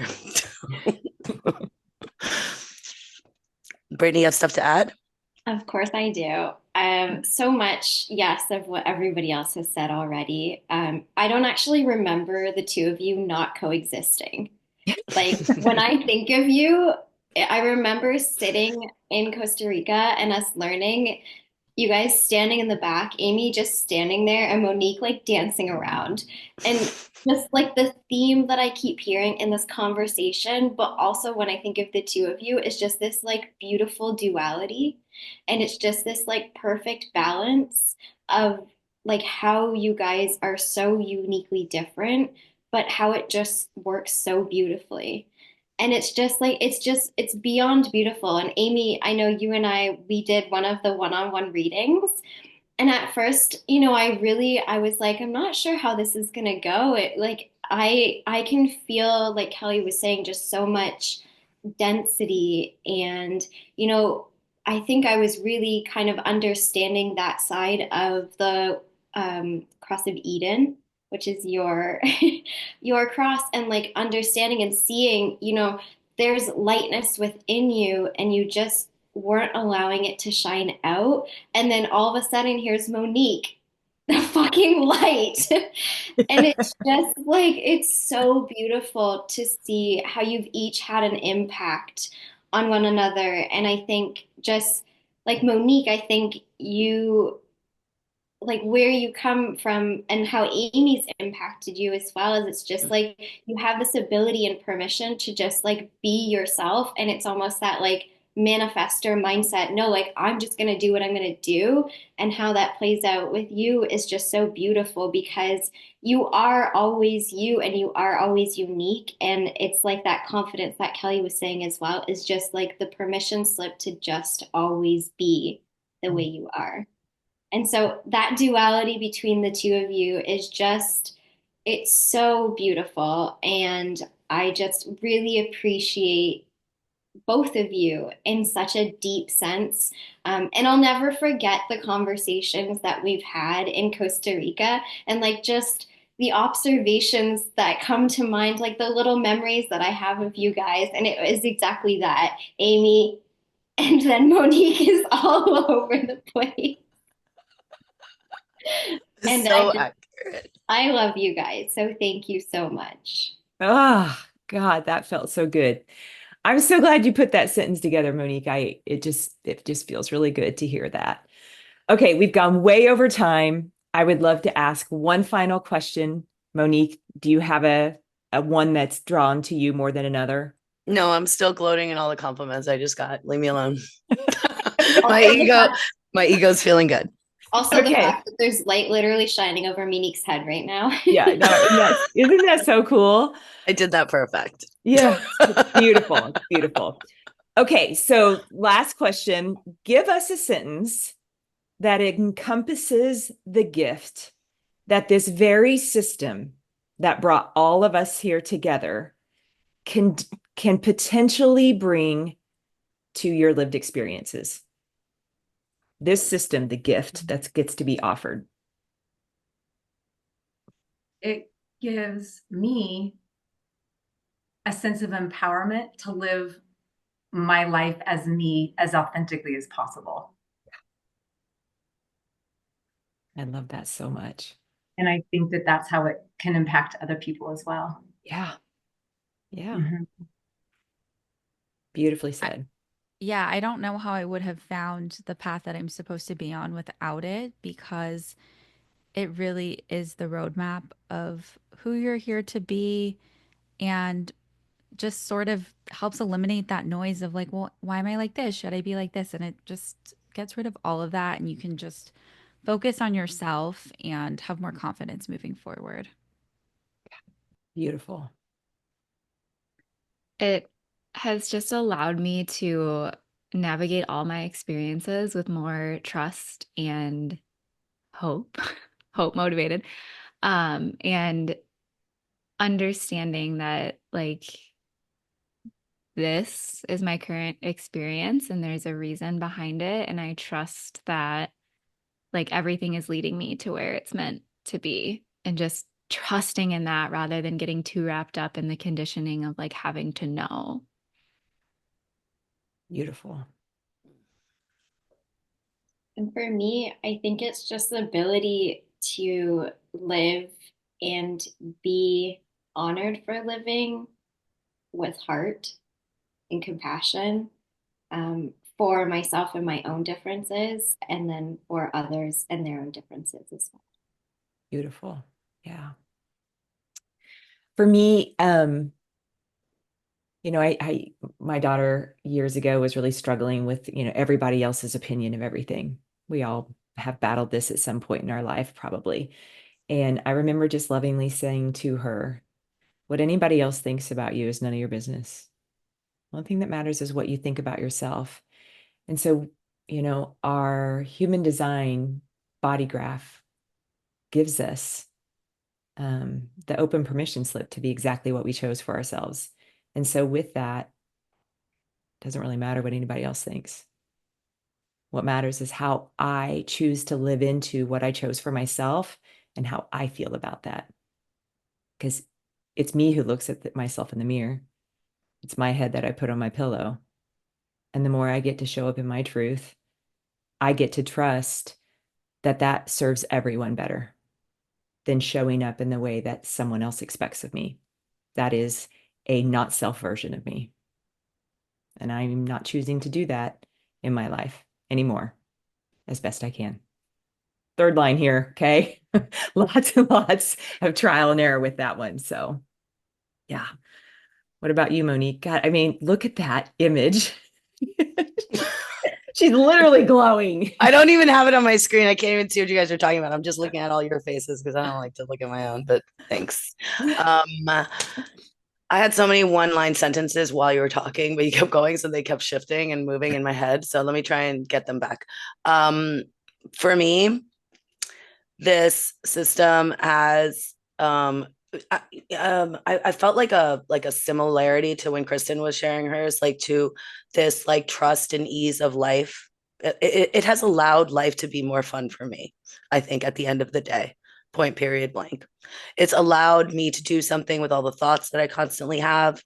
It's allowed me to go through experiences and not have it take me down to the floor crying because I can't do it.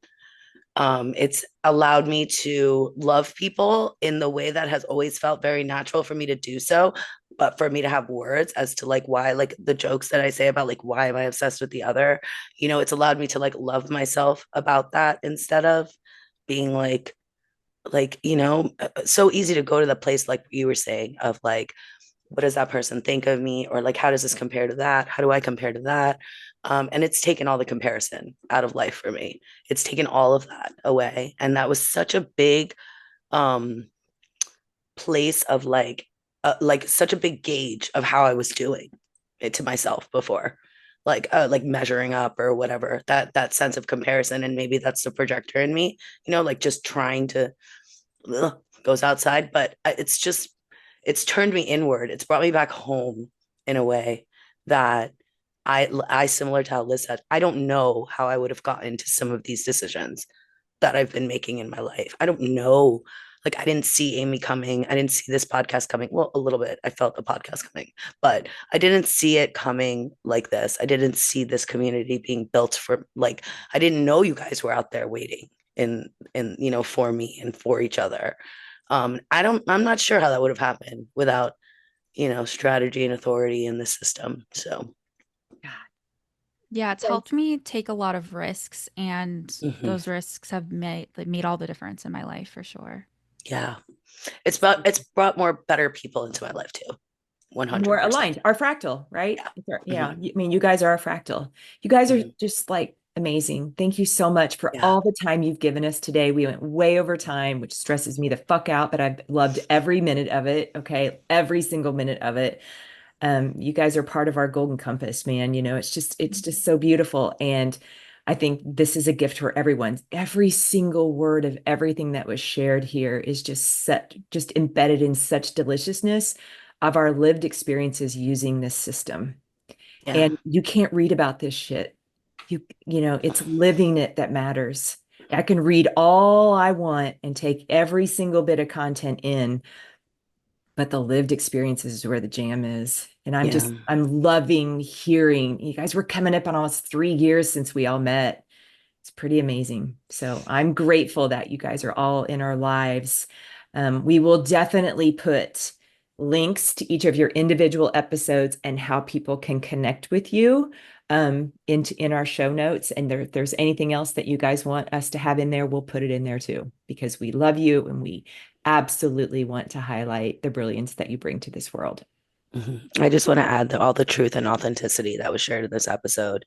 All the vulnerability, all the bravery, all of that is like you just said, it's invaluable. You can't buy that anywhere. You can't just get that, so thank you so much for sharing your full selves with us and with our community and with the world. And just, thanks for being you and being here. Been amazing. Thank you for inviting us. Thank you for putting it together. This is such a gift. Yeah, we feel the same way. All right. I think we're going to call it a wrap. Until next time, just want to remind all you beautiful listeners to love yourself. We love you, each and every one of you, whether you've been here from the beginning or this is your first episode. We're happy to have you here and so thrilled to highlight these amazing women together today. Thanks for being with us here, guys. Love yourselves. Love yourself. All right. Bye for now. Bye.